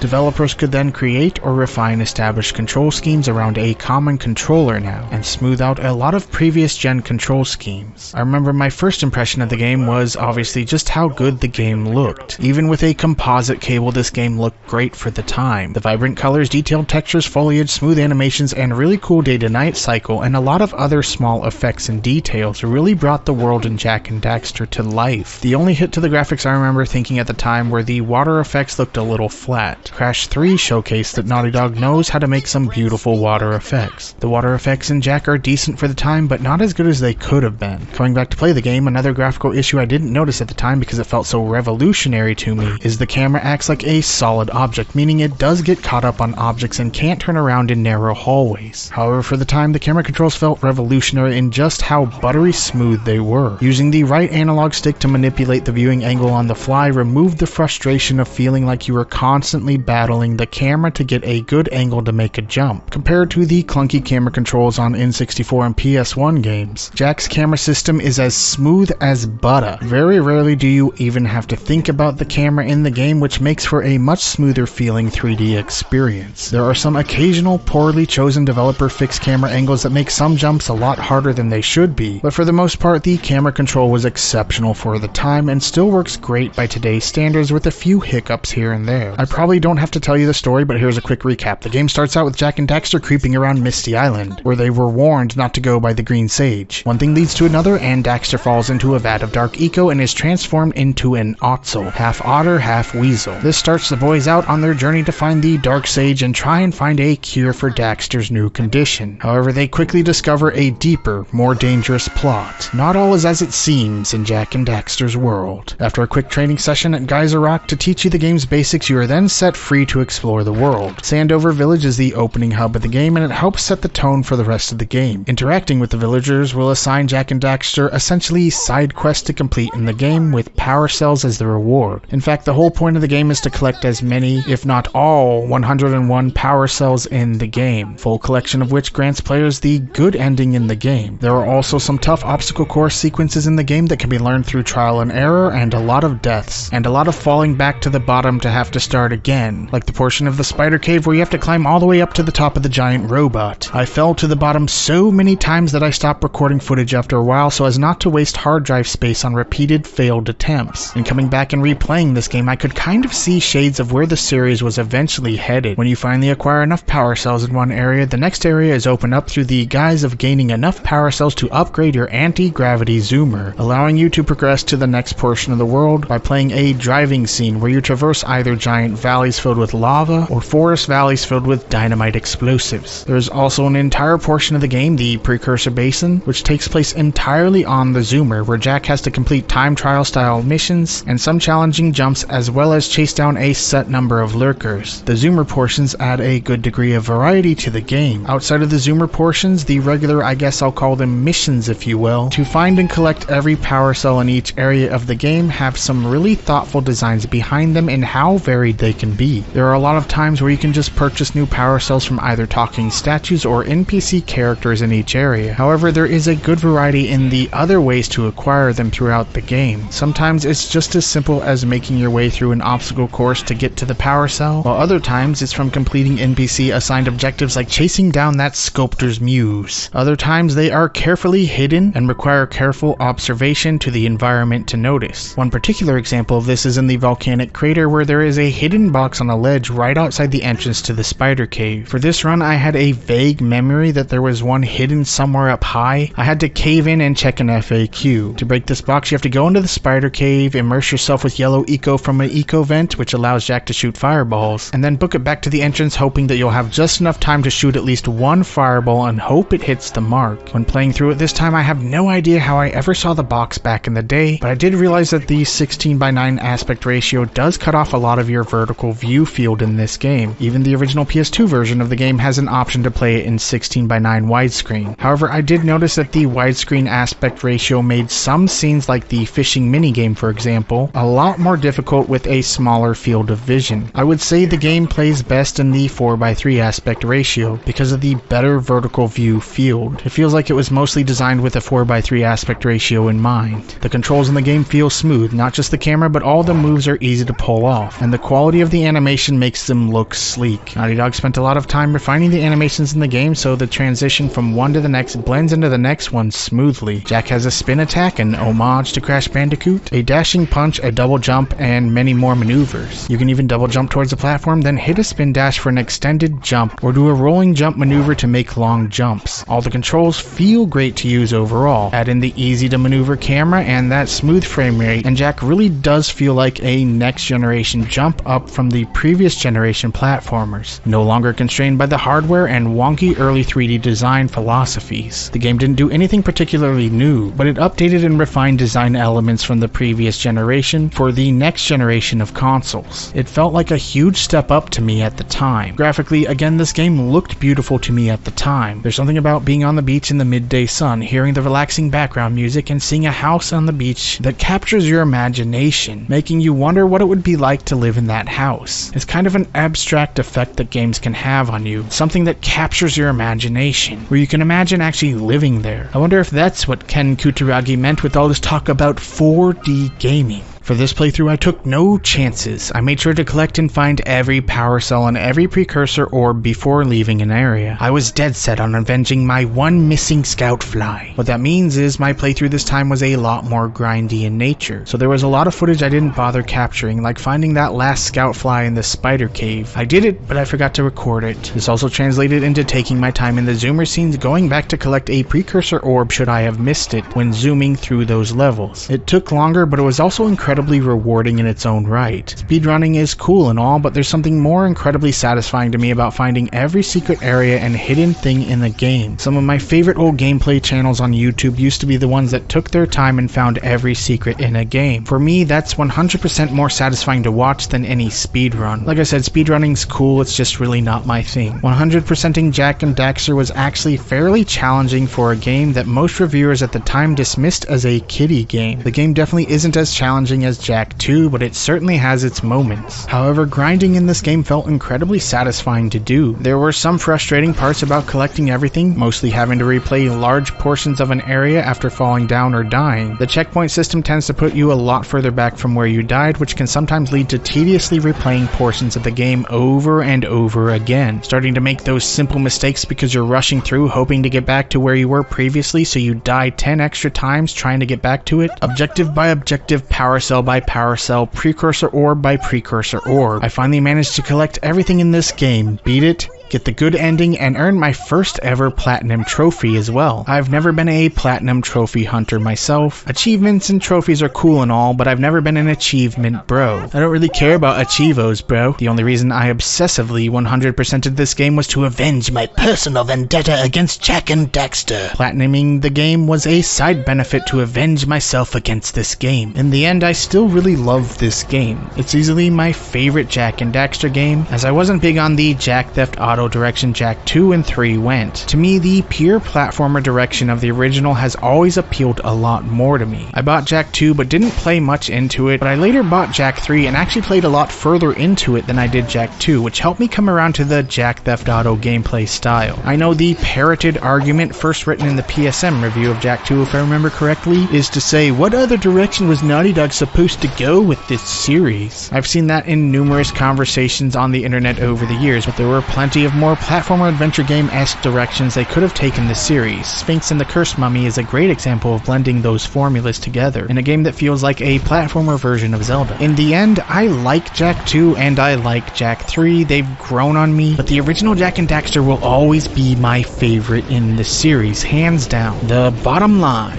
Jak and Daxter is the game that helped transform me into a 3D platformer fan in ways that previous generation efforts failed. It was a huge next generation step up in fluidity and playability, and showcased some excellent level designs, beautiful graphics for the time, smooth feeling controls and camera movement, and an interesting world with charming and engaging characters. While I would say that Ratchet would eventually come along and take the crown in the genre on the PS2, Jak and Daxter is still one of my personal favorite 3D platformers of all time. I'm still not big on where the series went after the original game, even if a ton of my fellow gamers are. However, the original Jak and Daxter is still worth playing today. It's been re-released on the PS3 and Vita in an HD collection along with Jak 2 and 3, and stupidly re-released individually per game on the PS4 by Limited Run Games with absorbent asking prices. Seriously, the HD collection on the PS3 is way cheaper, as is picking them up individually on the PS2 or even digitally on the PlayStation Store. Sony should also re-release the HD collection on Steam as well, just to get this series out there to more people who might want to play it. But seriously, Limited Run Games, is this a joke? Why would you pay for this? Why would you buy this? This is dumb. Either way, Jak and Daxter is a PS2 classic if you ask me, and it's one of my favorite platformers on the system. 2001 was an incredibly exciting year for gaming, and Jak and Daxter was an incredibly strong release for the PS2 in that year. There were so many great games, such a great time in gaming, and Jak and Daxter is easily one of my favorite games released on the PS2 that year. It was a great release for the system, in an incredibly competitive year with tons of great games released. So if you haven't played it, I wholeheartedly suggest you hunt down this series and enjoy this game. Maybe you won't like it as much as I do, but that's okay. Maybe you like Jak 2 and Jak 3 more than I do, and that's okay too. But for me, the original will always be a classic. And now I have avenged myself by completing it 100%. You see, you can't stop me no matter who you are, Jak and Daxter. As for my next review, it'll just be a simple single game review, because reviewing 55 games and all this stuff, I bit off way more than I can chew. But hopefully you enjoyed the video, and again, thanks for watching.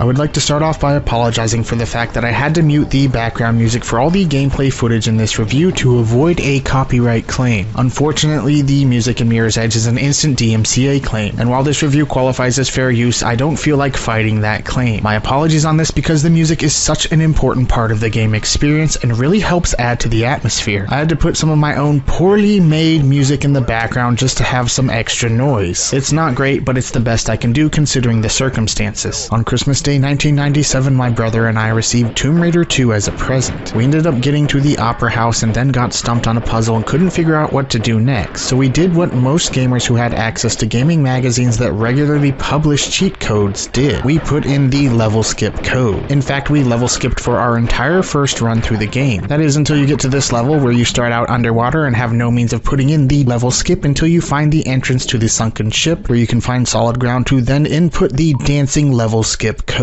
So yeah, I cheated to get through the game the first time, finally unlocking the infinite ammo for all guns you receive upon beating the game. Sometime later though, I do remember going back to play this game, and I said, let me just choose a level in the game and see if I can figure it out on my own, which I then proceeded to do. I would eventually skip 2 random levels in the game and play through them legitimately, and eventually came to the realization that the game wasn't actually impossible, and that it can actually be beaten without cheating. I ended up playing through the game the right way, beating it on my own, having played through multiple levels previously on their own. It always seemed that no matter what I was playing on the PS1 or even later the PS2, I would always find myself coming back to Tomb Raider 2. It became my comfort game, that one you always come back to play no matter what. For a while there, I would put in yearly runs of either Tomb Raider 2 or the original Tomb Raider. I bring up Tomb Raider 2 here because Mirror's Edge became my 7th gen Tomb Raider 2, that comfort game that I would constantly find myself coming back to play through again and again, or just skipping to my favorite levels in order to replay them. I've talked in a couple of my past reviews how I was burning out of modern gaming in the 7th console generation. So many games were these same repackaged designs over and over again. Innovation had started to stifle, and entire genres of games practically disappeared or were pushed down to just being downloadable games only. The mainstream popular games just became a repeating cycle of the same thing, but shinier. Most of the games shared the exact same overdone set pieces, just shuffled in different order in each game. Mainstream gaming just became boring and predictable to me. It also didn't help that this is around the time I started my first YouTube channel, and was starting to showcase and play retro and even PS2, which was still alive at the time I started YouTube, games, causing me to further explore into my PS2 library of 200 games at that time. In truth, to me, the 7th gen just couldn't compare to the libraries of the PS1 and PS2, and my retro gaming interests at the time. I just started to ignore the modern mainstream game games and delve deeper into the niche-style games in the libraries of past systems I owned, finding those underrated gems to play and to inform others about. I was first introduced to Mirror's Edge by one of the editors at GamePro.com. I remember first seeing the trailer and being very impressed by what I saw. I had never seen anything quite like it. It was refreshing to finally see a fresh idea in a generation that was already swimming in bland shooter clones. I guess technically Breakdown did some similar things before Mirror's Edge, but even though I already owned Breakdown on the Xbox at the time, I had still yet to play into it. I still haven't, despite starting the game like 5 times over the years. So Mirror's Edge, combining its fresh-looking gameplay, unique art direction, and incredible music in that trailer, definitely piqued my interest. In a generation of Halo Duty of War, a Mirror's Edge was a much-needed breath of fresh air. I don't fully remember when I picked up the Xbox 360 version of Mirror's Edge, but I do remember that when I finally got the game, I played through my first playthrough on normal, then I played it again on hard, and then I went back and played through it on easy. I did 3 back-to-back playthroughs, which for me in the 7th gen was nearly unheard of. I also later picked up the game for the PS3, just to have a reason to play through it yet again. The PS3 version plays well and looks maybe a little worse in the shadowing than the 360 version, and has more screen tearing. I only noticed one area where it stuttered a lot when I was playing the game in 1080p. If you go into the system settings and manually turn off 720p and 1080i as display options, the PS3 will run the game in 1080p. Otherwise, the game will just run in 720p instead. For this review, I am playing most of this footage through the Xbox One's backwards compatibility for its improved frame rate, even though sometimes it does have visual glitches, and there'll be some PS3 footage thrown in here and there. I did my first playthrough on normal with the music on so I could enjoy the game as it was meant to be played, but for my recorded run I played on hard with the music muted. Without the music, the game isn't quite the same experience, as the music adds to the ambiance of the game, as does the unique art style. The whole game from an audio and visual design standpoint was as unique as its first-person parkour concept. Some people at the time said Mirror's Edge stole Portal's art direction, and I guess I can see what they meant to an extent. Both games had a unique art direction, fresh gameplay design, and some of the best theme songs of all time, both of which are named Still Alive. In a sea of Halo Duty of War clones, be a Portal or Mirror's Edge. Both games are also rather short in length, but left a lasting impression on gamers that continues to this day. These are 2 7th gen classics that should be played by every gamer at least once in their lives. Mirror's Edge takes place in the near future, where an unnamed city has become a dystopian nightmare. A totalitarian regime aided by a military surveillance state has taken control over the city. Basic freedoms are gone, and those who first resisted these changes have since given up or given in to the city's masters. All information is controlled by those in charge, leaving the only avenue for those clients looking to share information with others being the use of runners to deliver that information. Information that would instantly be smothered by the despots in charge of the city were it to go through the normal channels. The runners run along the tops of buildings using parkour to deliver outlawed messages or data from one client to the next. The runners are the last line of resistance against the totalitarians in control.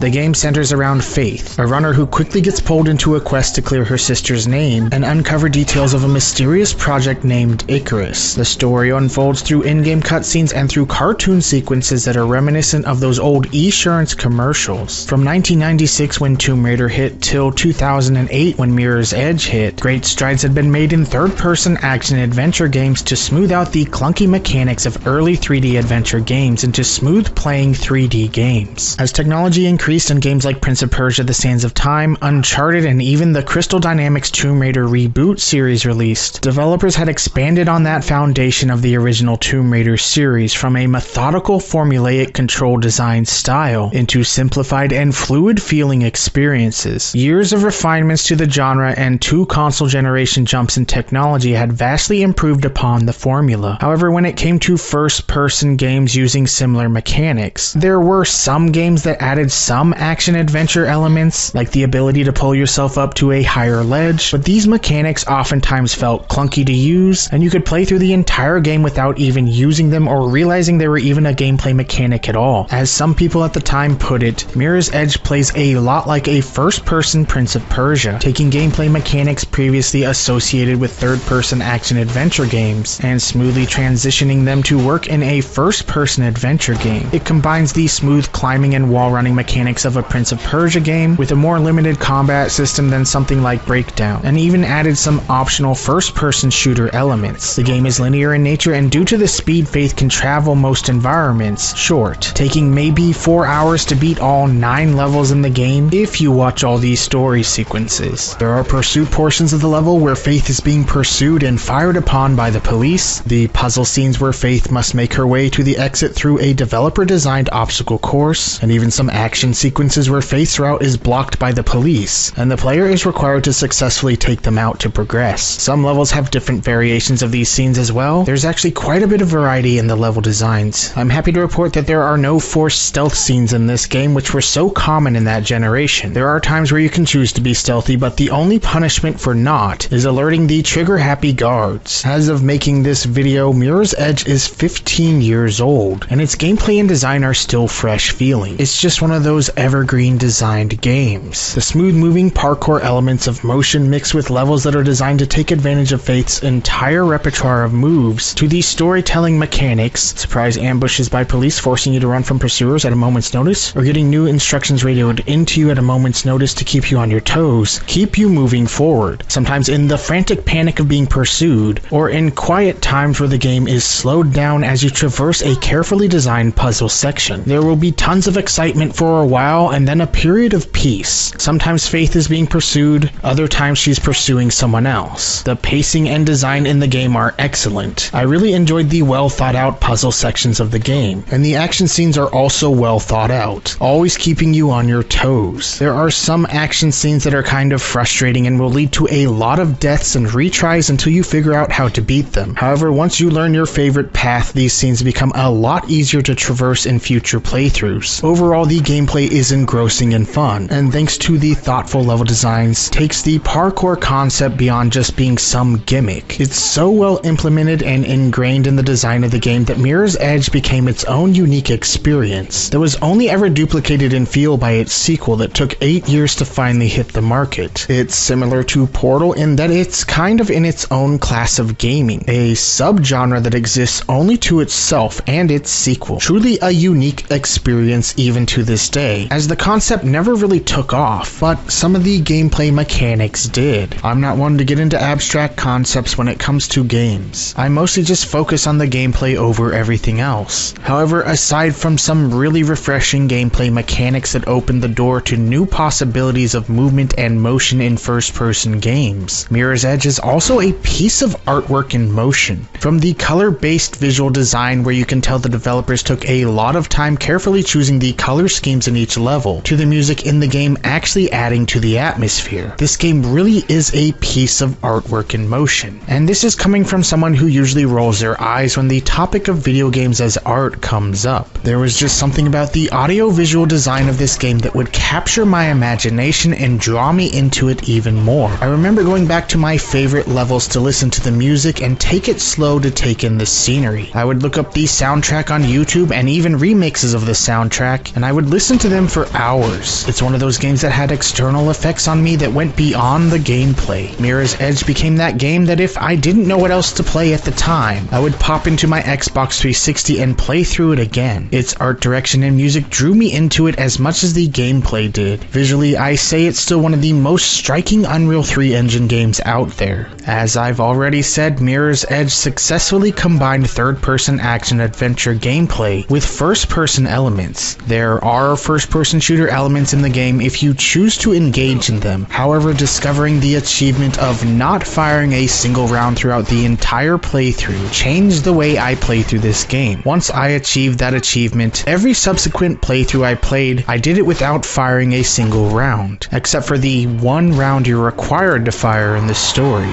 Faith is equipped with the ability to disarm the police she comes in direct contact with. If you hit the disarm button when the firearm turns red as they attempt to strike you at close range, you disarm the officers. Once disarmed, the player can then use the firearm against the other officers, or you can just hit the disarm button to drop it. As the game progresses, disarms get harder depending on the officer. For example, these SWAT guys are much harder to time the disarm on. That's where the ability to slow time comes in handy, an ability I completely forgot existed in my recorded playthrough, so I had to go back and record the footage you are seeing right here. Slowing things down makes disarms a lot easier to time. I can't believe I forgot about this mechanic. I would say it's probably the only gameplay mechanic you can forget to use. Even with the ability to slow time, I still always had trouble timing the disarms, so I found that I would rather just cheese my way through by fighting the guards. Go for a low kick, punch them at standing, and maybe throw a jump kick at the end. For the SWAT guys, just go for the low kick whenever you can. I found this to be more effective for me than timing those disarms. I didn't choose a no bullet run for recording this footage, partially because I forgot about the ability to slow time, making disarms really hard to time, especially with the frame rate boost of the backwards compatible version I'm playing. Those attacks are coming at me faster. While playing through this game again, I made it about halfway and I decided to just start using the firearms. I put capturing footage above being flashy just for this review. Plus, the police in the game are so trigger happy, they make it so hard to not want to kill them.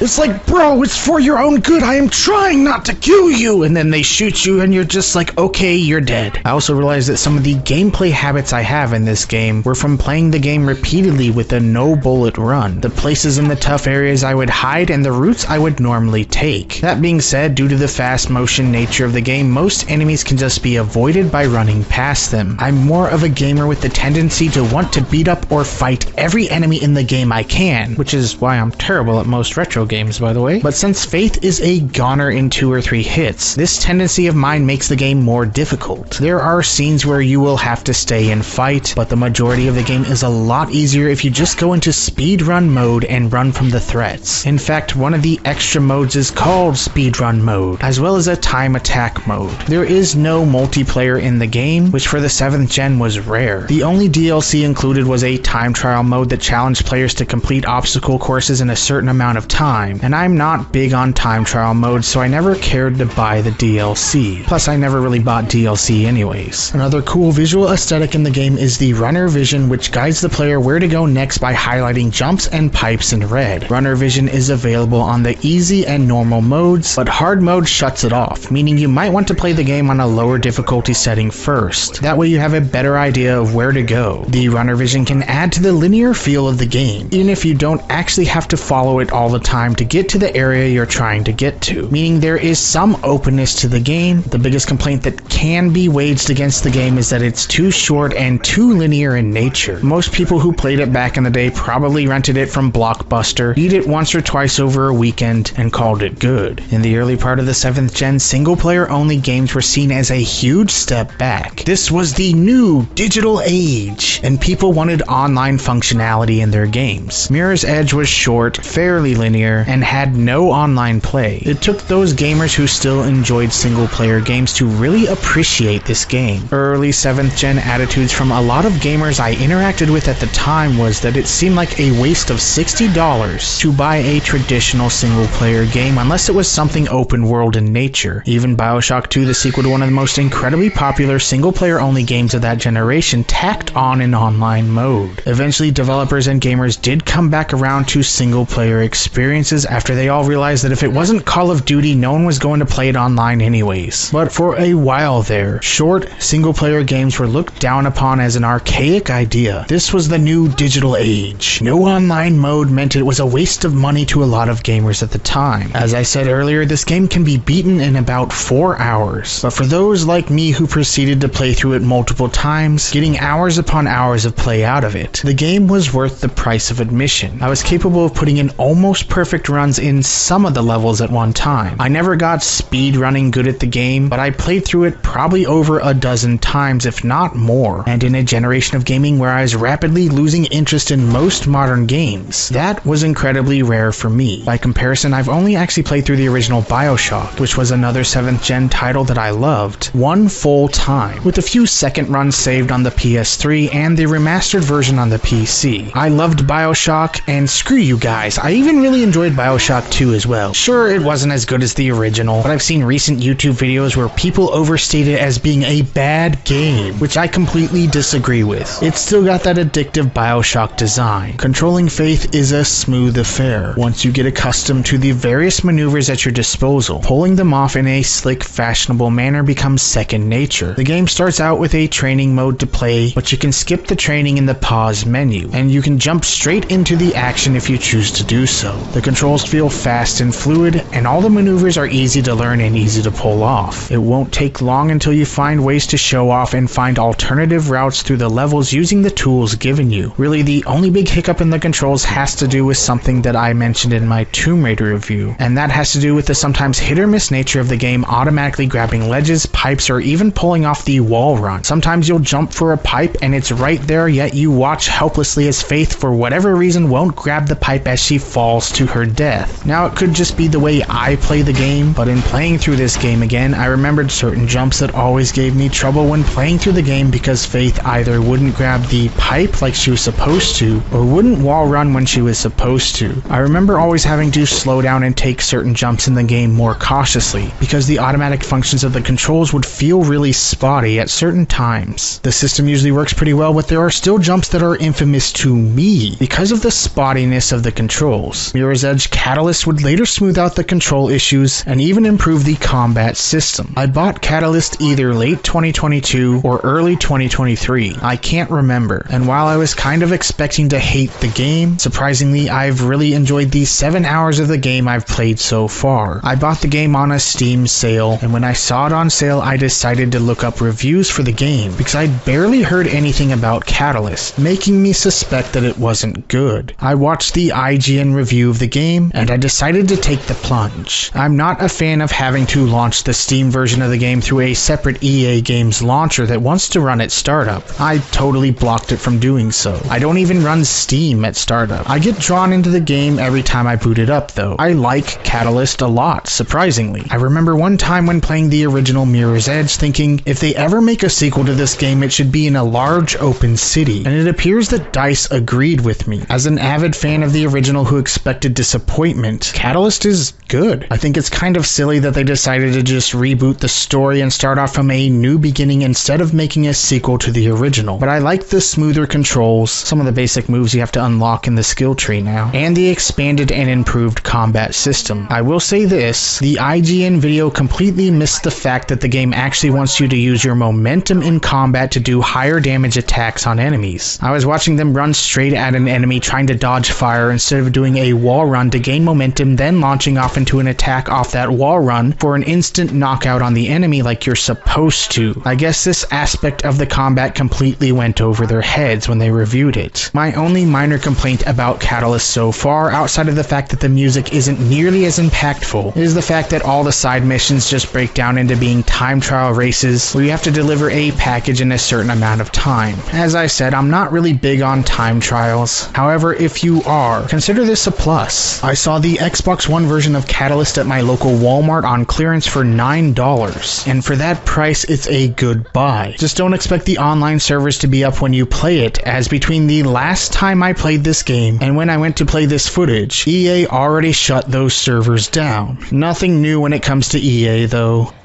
The bottom line, Mirror's Edge was my comfort game of the 7th generation. That game I always found myself coming back to play again. On its own merits, it's still a wonderfully unique, well-designed experience that I highly recommend to anyone who has never played it or who hasn't played it in a long time. It's a very short game, but one that has left a lasting impression on me personally. And not just me alone, as there are still tons of fans of this game out there. From the audio, visual designs, and the innovative gameplay design, it still stands in a class of its own. Outside of its sequel, there really still isn't anything like it today. This game was an artistic achievement on DICE's part, which is perhaps the biggest surprise about the game, being that it came from EA's Battlefield developer. If you've never played it, you should. If you have fond memories of playing it, hunt it down and play it again. It was released on the Xbox 360, PS3, physically on the PC, and is available on Steam normally for $20 when it's not on sale. Find it in whatever version you can. It's definitely worth playing. Don't you read the news? It's not news anymore. It's advertising.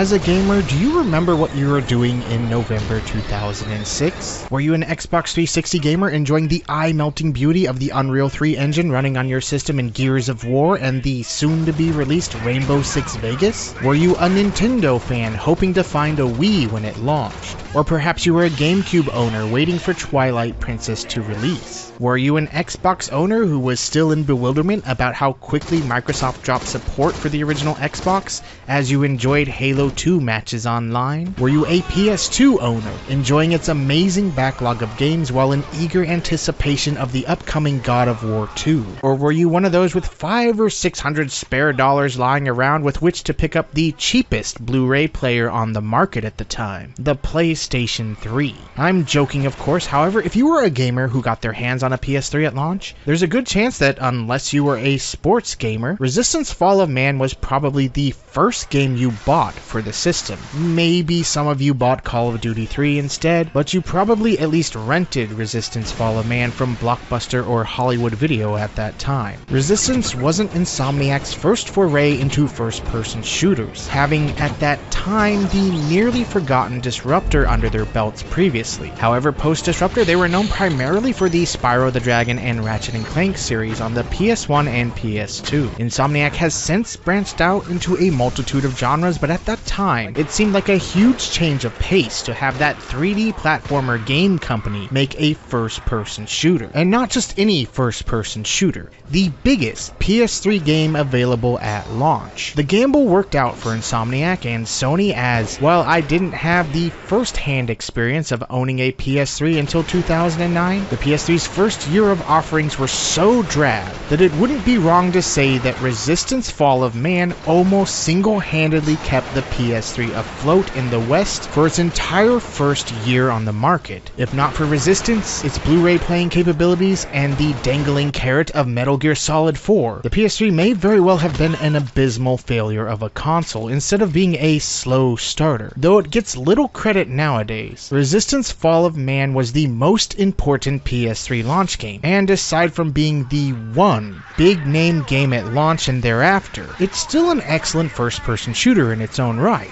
and is worthy of the praise it received. Resistance tells an alternate version of history where World War II never happened, and follows the exploits of Nathan Hale, a descendant of the American Revolutionary War hero of the same name who was executed by the British for being a spy. Hale is part of the second wave of an American assault against the Chimera, a mysterious alien species that first appeared in Russia in the 1930s. Taking a decade to overtake the Russians, they then broke out from Russia to take over Europe within a matter of weeks. After that, they tunneled across the Channel to finally take over Britain. The Americans who finally decided to get involved launched an assault on the east coast of England, which quickly ended in failure, and with Nathan Hale getting infected with the Chimeran virus. The Chimera infuse humans with the virus so they can incubate them, mutating humans into Chimeran kind. Think of them as something similar to the Strogg in the Quake series, or the Borg in Star Trek, which is the blatant inspiration for the Strogg. Hale is the only person to ever be infected with the Chimeran virus and not succumb to it, the infusion of which gives Hale the ability to quickly heal from his wounds in a health system that's similar to the health system in the original Killzone, which was a mixture of regenerating health and health packs. Resistance, being a launch game for the PS3, feels like a combination of 6th-gen shooters. There's a little Halo, a little Killzone, and maybe even a little early Call of Duty thrown in there, all mixed with a cool World War II meets 1950s era technology art direction. For example, even the assault rifle in the game is not quite an M1 Garand, but not quite an M14. It's somewhere in the middle, which feels like it fits in that era. The rest of the guns are inventive in nature, as Insomniac's work on Ratchet shines through in Resistance when it comes to alien weapons in particular, giving them secondary fire functions that do things like use a grenade launcher, shoot a tracker on an enemy for all the rest of the rounds in the mag to automatically hit the marked target, even if you're shooting from around a corner, slow down time with the sniper rifle to get a headshot, and more. While there are no disco balls in the game, Insomniac still showed off their inventive weapon design artistry in Resistance. They also borrowed the weapon wheel from Ratchet for quick, seamless weapon switching on the fly. The gunplay has a good feel to it. Guns like the shotgun feel particularly satisfying to use. The enemies, of which the game throws an impressive amount of them at you at any given time, are definitely bullet sponges that take a lot of rounds to take down. The partial health pack, partial regenerating health system means that Hale can take a decent amount of damage before succumbing to his wounds as well. Your health can definitely be drained very quickly in the game if you're not careful, but I still prefer the health system in the original Resistance over the regenerative health system in Resistance 2. The game's smooth framerate also adds fluidity to the gunfights. It seems that no matter the chaos on screen, the game stays at a smooth 30 frames per second.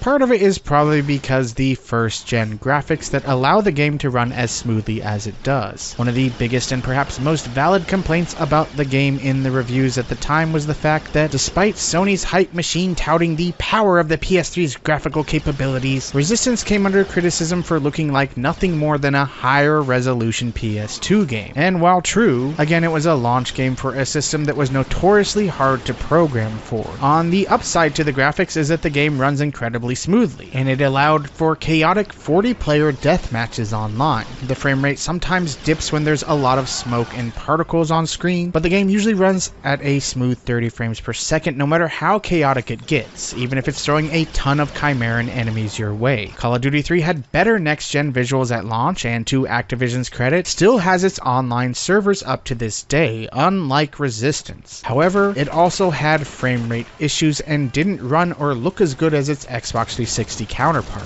I guess I would liken it back to two PS2 launch first-person shooters. Timesplitters looked like a high-res N64 game, but ran incredibly smoothly no matter the amount of chaos on screen, with up to 10 bot opponents in each map. Unreal Tournament, which had the prettier next-gen graphics, had a lot of frame rate issues and could barely have 6 bots in each match. Both were great games, but Timesplitters played better thanks to being a smoother experience. The lower tier graphics were made up for in the smooth chaos and frenetic mayhem of both the single-player campaign and the multiplayer matches. The game's gunfights become intense encounters when you mix in that smooth running engine and all the unique firearms and gunplay elements together. As I said, it has a good feel to it. The enemy AI on normal, which I played through the game at, is very good at popping out and harassing the player. My only annoyance with the game is a general annoyance I have with a lot of sci-fi shooters, and that's swarming bug enemies. I hate swarming bug enemies. Don't ask me why. I've never liked them. I guess that's just my personal preference. I've just never been big on swarming bug enemies in any game that uses them. The level designs are a little early Call of Duty, a little Killzone, and a little Halo. There are large sprawling landscapes that require vehicles to traverse, large war-torn cities to traverse, hostile landing sequences, sci-fi spaceship-style areas, and even some cramped tunnel scenes.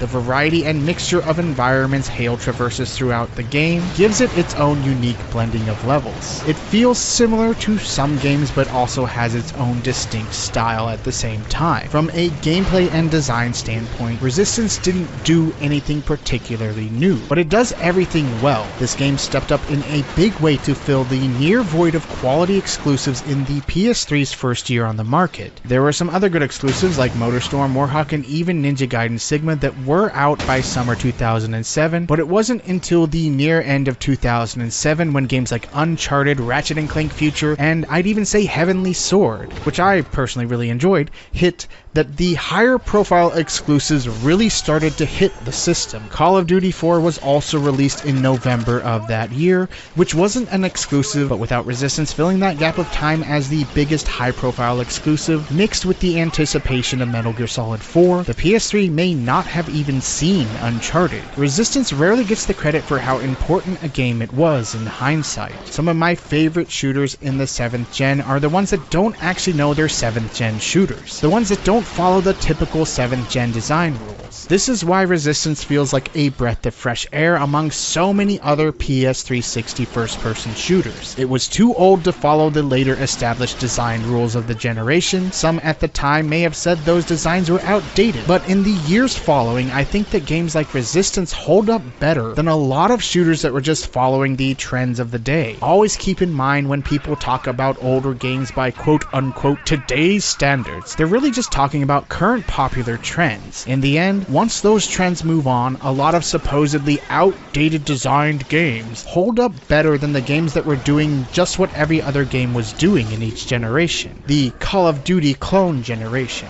In fact, one of my favorite first-person shooters of that generation was Time Shift. I realize this is a Resistance review, but I want to cover this game briefly as Time Shift was another 7th gen shooter that didn't follow a lot of the rules established in that day. It does have regenerative health, but its design mirrors Half-Life 2, as opposed to the normal Call of Duty style that was so popular at the time. Time Shift uses a cool time-shifting ability to slow down, pause, or rewind time, and their use in combat adds some really fun possibilities in the gunplay, and adds some really cool level designs to the game. It goes beyond just pausing time to jump across electrified water and becomes an integral part of the gameplay. Its level designs are definitely inspired by Half-Life 2. Its biggest flaw for story-based gamers is the fact that the story doesn't make a lick of sense when you play through it the first time. It makes more sense the second time around, but it still doesn't really make a lot of sense. I love Time Shift, and I've been trying to get the word out about this game since 2010. Time Shift was released on the PS3 and the Xbox 360 and is still available on Steam if you want to check it out. The 360 version is also backwards compatible on newer Xbox systems. So yeah, check out Time Shift. I love Time Shift, but I might be crazy, who knows. I did play Resistance online here and there back in the day, and its chaotic 40-player multiplayer matches were really fun. I love online games that break down into chaos. The more players, the merrier. The more carnage, the better. However, I do remember there being a different attitude that prevailed during that generation, when I would discuss online gaming in forums of the day. A lot of people didn't like large-scale chaos. They preferred less players on each team so they could shine. 4-on-4 was better to them than 20-on-20. That way they could be the best one on their team. I always thought that view was lame, but a lot of other gamers I interacted with at the time held that view. Outside of Battlefield, other large-scale team battle games flopped, as at the time people preferred Halo and Call of Duty sized teams, as opposed to larger games like MAG, Frontline, and even Resistance itself. Battle Royales have kind of killed that idea ever since, even if you can shine in them by being the last man standing, but my experience at the time was that most people preferred Halo-sized deathmatches as opposed to death matches with larger player counts. I still really enjoyed what I played of Resistance Online nonetheless. It would have been the biggest online game to play at launch, with Call of Duty 3 being a great secondary option. On top of the online play, the game does support 4-player split-screen local multiplayer and a 2-player co-op campaign. With the 2-player co-op campaign, I can imagine people making a lot of memories playing through this game multiple times with close friends and family. Like the fond memories I have of playing through the original Halo on the Xbox with my friends. Co-op was a main staple of Halo games, and was an excellent addition to Resistance to prolong its staying power. The co-op mode runs smoothly with a few frame rate dips here and there, but they're hardly noticeable. Overall, the co-op runs smoothly and plays well. Resistance takes about 10 to 11 hours to beat in the single player, making it, for that generation, one of the longer first-person shooter games, not including open world games of course. Add in the fact that beating the game on normal unlocks 4 new weapons to use in your next playthrough, coaxing you to play through it multiple times. The co-op mode, which gives you a reason to play through it again with a friend. 4-player split screen, and at the time hectic 40-player online modes, and Resistance was a launch game with a ton of replay value. On top of being an excellent first-person shooter game in its own right, it really does have the value of a Halo. Whether or not you like Halo more, Resistance still had a ton of content for early PS3 gamers to enjoy. This was without a doubt the best PS3 game to own at launch. It was even capable in going head-to-head in the fanboy flame wars of the day with Gears of War, which came out right before the PS3's launch. The graphics didn't hold up in the comparisons, but owning and playing both from a gameplay standpoint, it was just as valid to like one over the other. The comparison wasn't fair, as they are two vastly different games, but fanboy flame wars rarely care for nuance, and even the gaming publications of the day posted Gears vs Resistance stories for clicks and magazine sales. The biggest criticism against the game at the time, again, was the graphics. I do agree that Resistance does look like a higher res PS2 game, but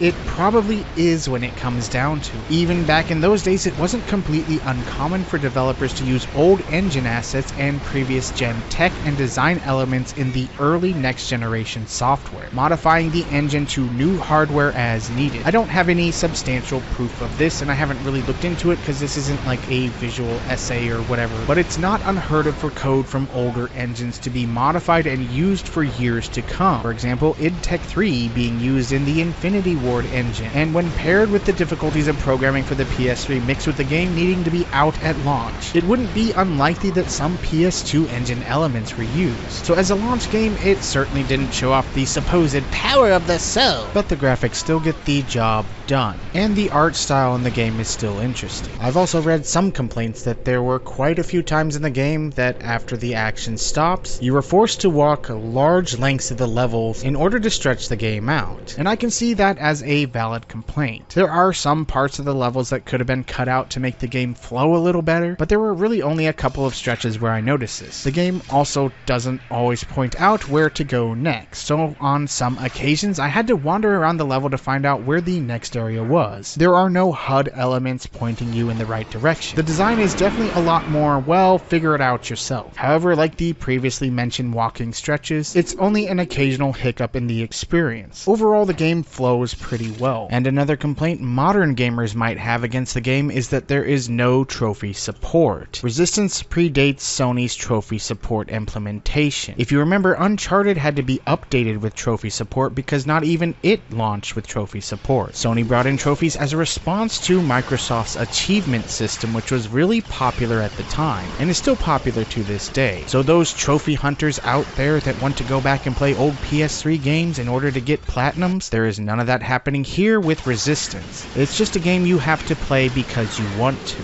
The controls feel pretty good overall. The controller inputs are completely customizable, so if you don't like the default settings, you can customize each button press on the controller. There isn't a lot of 6-axis waggling in the game, except for when certain enemies grab you and you have to waggle the controller. Other than that, the waggling is kept to a minimum. The aiming feels decent, with the left and right movement feeling a little faster in nature than the up and down. It takes a little more concentration to line up a shot perfectly when compared to the smoothness of later Call of Duty games, but it feels better here in the original Resistance than it did in Resistance 2, where the left and right movement bleed into the up and down movement, making it hard to aim straight up and down in the sequel. The control is solid, and if you're not a fan of the default setup, as I said, you can change them to the Call of Duty setup that became the standard for that generation. The only other thing that might annoy some is the lack of a sprint button in the game, but the general movement in the game feels fast and smooth as is. The orchestral music is well composed, some of it is eerie and ambient in nature, but the main title theme is the main one that stuck with me. I had to look up the rest of the soundtrack on YouTube to hear more of it, as the music is hard to hear during the chaos of the gameplay. The soundtrack is solid, if mostly forgettable in nature, outside of the title theme. There's nothing here as iconic as, say, the Killzone theme, but there's nothing bad about the entire soundtrack overall. The voice acting in the dialogue from NPCs in the game and story cutscenes is well done, as are the weapon sounds. Hale has maybe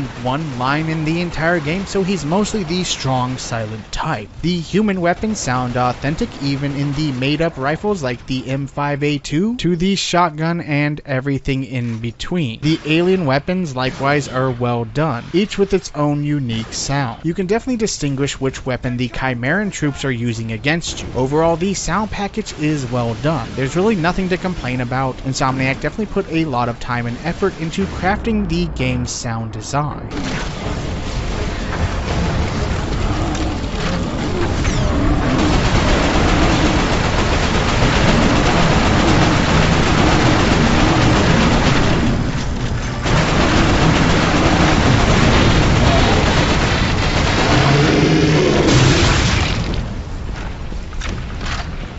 The bottom line. Even without the 40-player online death matches, which was a huge part of the game at the time it was released, I haven't looked into whether or not fans have brought these servers back up as they have with a lot of other PS3 titles. Resistance Fallen Man is still worth going back to play. It has a lengthy, well-designed single-player mode that mirrors the best of 6th generation shooters like Halo, offers co-op and local deathmatch modes. This is a 7th gen shooter that doesn't realize it's a 7th gen shooter. Resistance is still beloved by early PS3 owners, and not just because the lack of anything else to play at the time. It's still a great shooter in its own right. If you are a trophy hunter, you probably won't care to go back and play it. However, if you're a fan of 6th generation style first-person shooters, or are collecting for the PS3, give this game a try if you haven't already. If you own this game and want to go back and feel the nostalgia of early PS3 ownership, it's still worth coming back to play. While I wasn't big on Resistance 2, the original is still one of my favorite PS3 first-person shooters. It just has its own unique style and feel to it, and apart from style and nostalgia, is still a great game if you ask me. Granted,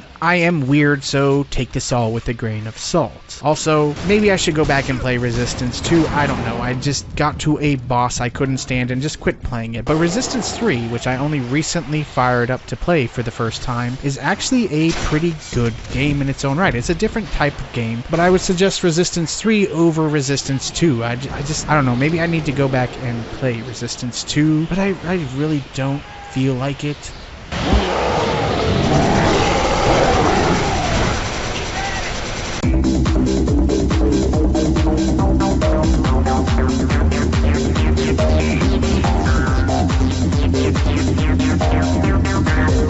In 2007 or 2008, I was browsing the clearance rack at my local Walmart and happened to see True Crime New York City sitting on a shelf with a $10 price tag attached. Previously, I had no interest in ever owning or playing this game, but for $10 I decided what the heck, I can probably get $10 worth of enjoyment out of this quote-unquote GTA clone. I had previously played a little portion of True Crime Streets of LA at a friend's house, and I was rather underwhelmed by it at the time. I know the game still has a cult following amongst its fans, but even going back to play it for this footage, it feels a little janky and glitchy overall, and the mechanics don't feel fleshed out as far as they should have been. The episodic nature of the missions also feels a little bit out of place in a sandbox game. Yes, I'm going to use the older term sandbox game instead of open world game, which sounds so boring, as we used to use sandbox game in parallel to GTA style games. When I finally got to playing True Crime New York City, I was actually taken aback at how good the mechanics in the game were. Many of the mechanics in the game, like the hand-to-hand fighting and the aiming and shooting, feel better to use in this game than even San Andreas. There are also a lot of other additions to the game that I really enjoyed. While, like the previously mentioned San Andreas, you can buy clothes and a new haircut for your character. You can also go to a dojo and buy new fighting techniques to switch to on the fly. For example, you can switch from brawler to taekwondo to karate mid-fight on the fly. You can also use your in-game cash earnings to buy new cars, new driving techniques, new guns, and even new songs for the game's excellent soundtrack, which consists of licensed music, which I had to mute for this footage, obviously. Top that off with the fact that almost any door to any store, hotel, or apartment complex can be entered in the game, and you have a game that feels incredibly expansive considering the hardware it runs on. While being able to walk into random buildings in a large, sandbox-style game might not seem like a big deal in the modern age, even with the game only using a couple of different templates to simulate the inside of the buildings. This was an incredibly impressive feat on the PS2, GameCube, and Xbox for sandbox-style games. Being able to walk into any open store in the game really helps bring New York City to life in this game. It's a small touch, but it adds an extra layer of interactivity and exploration to the city. I remember being blown away by the fact that you could enter a large percentage of the buildings in the game. I thought it was an awesome design idea, especially since I was used to buildings and doors mostly being there for decoration in other sandbox games of the generation. I would say, however, my favorite mechanic is the random active crimes. Carried over from the original True Crime, Marcus is constantly being notified of various crimes being committed in his vicinity. You can either choose to engage in stopping the ongoing crimes, either arresting or killing the perpetrators as needed, or just completely ignoring the calls. This is one of my favorite design ideas instituted in the game because it gives the player something engaging to do in the times in between missions. The crimes vary in variety from stopping a domestic disturbance, a bomb threat, a carjacking, and many, many more. In fact, the crimes at first have a good variety to them. Eventually they do start to repeat over and over, but at first they feel quite varied. Later, when I finally played Marvel's Spider-Man Remastered on the PC, I realized that Spider-Man used a similar city crime system in its design, where Spider-Man would intercept police chatter about active crimes being committed in the area, and players would choose to respond to calls or ignore them. I know Spider-Man 2 on the PS2 had a similar system, but I've still yet to play Spider-Man 2 on the PS2, even though I've owned it for years. For me, when I first saw Spider-Man's active crime system, it was a callback to True Crime in my mind. It's an ingenious design idea that helps bring the crime-fighting portion of each game to life, and gives the city more life, feeling less static and lifeless as a whole in each game. True Crime New York City follows the story of Marcus Reed, the son of a New York crime kingpin, who, as the manual states, after a life of hard crime, has turned to law enforcement, only to watch his mentor die in front of his eyes. Marcus is now drawn into a story of deception, conspiracy, and double crossings, coming soon to a theater near you. Oh,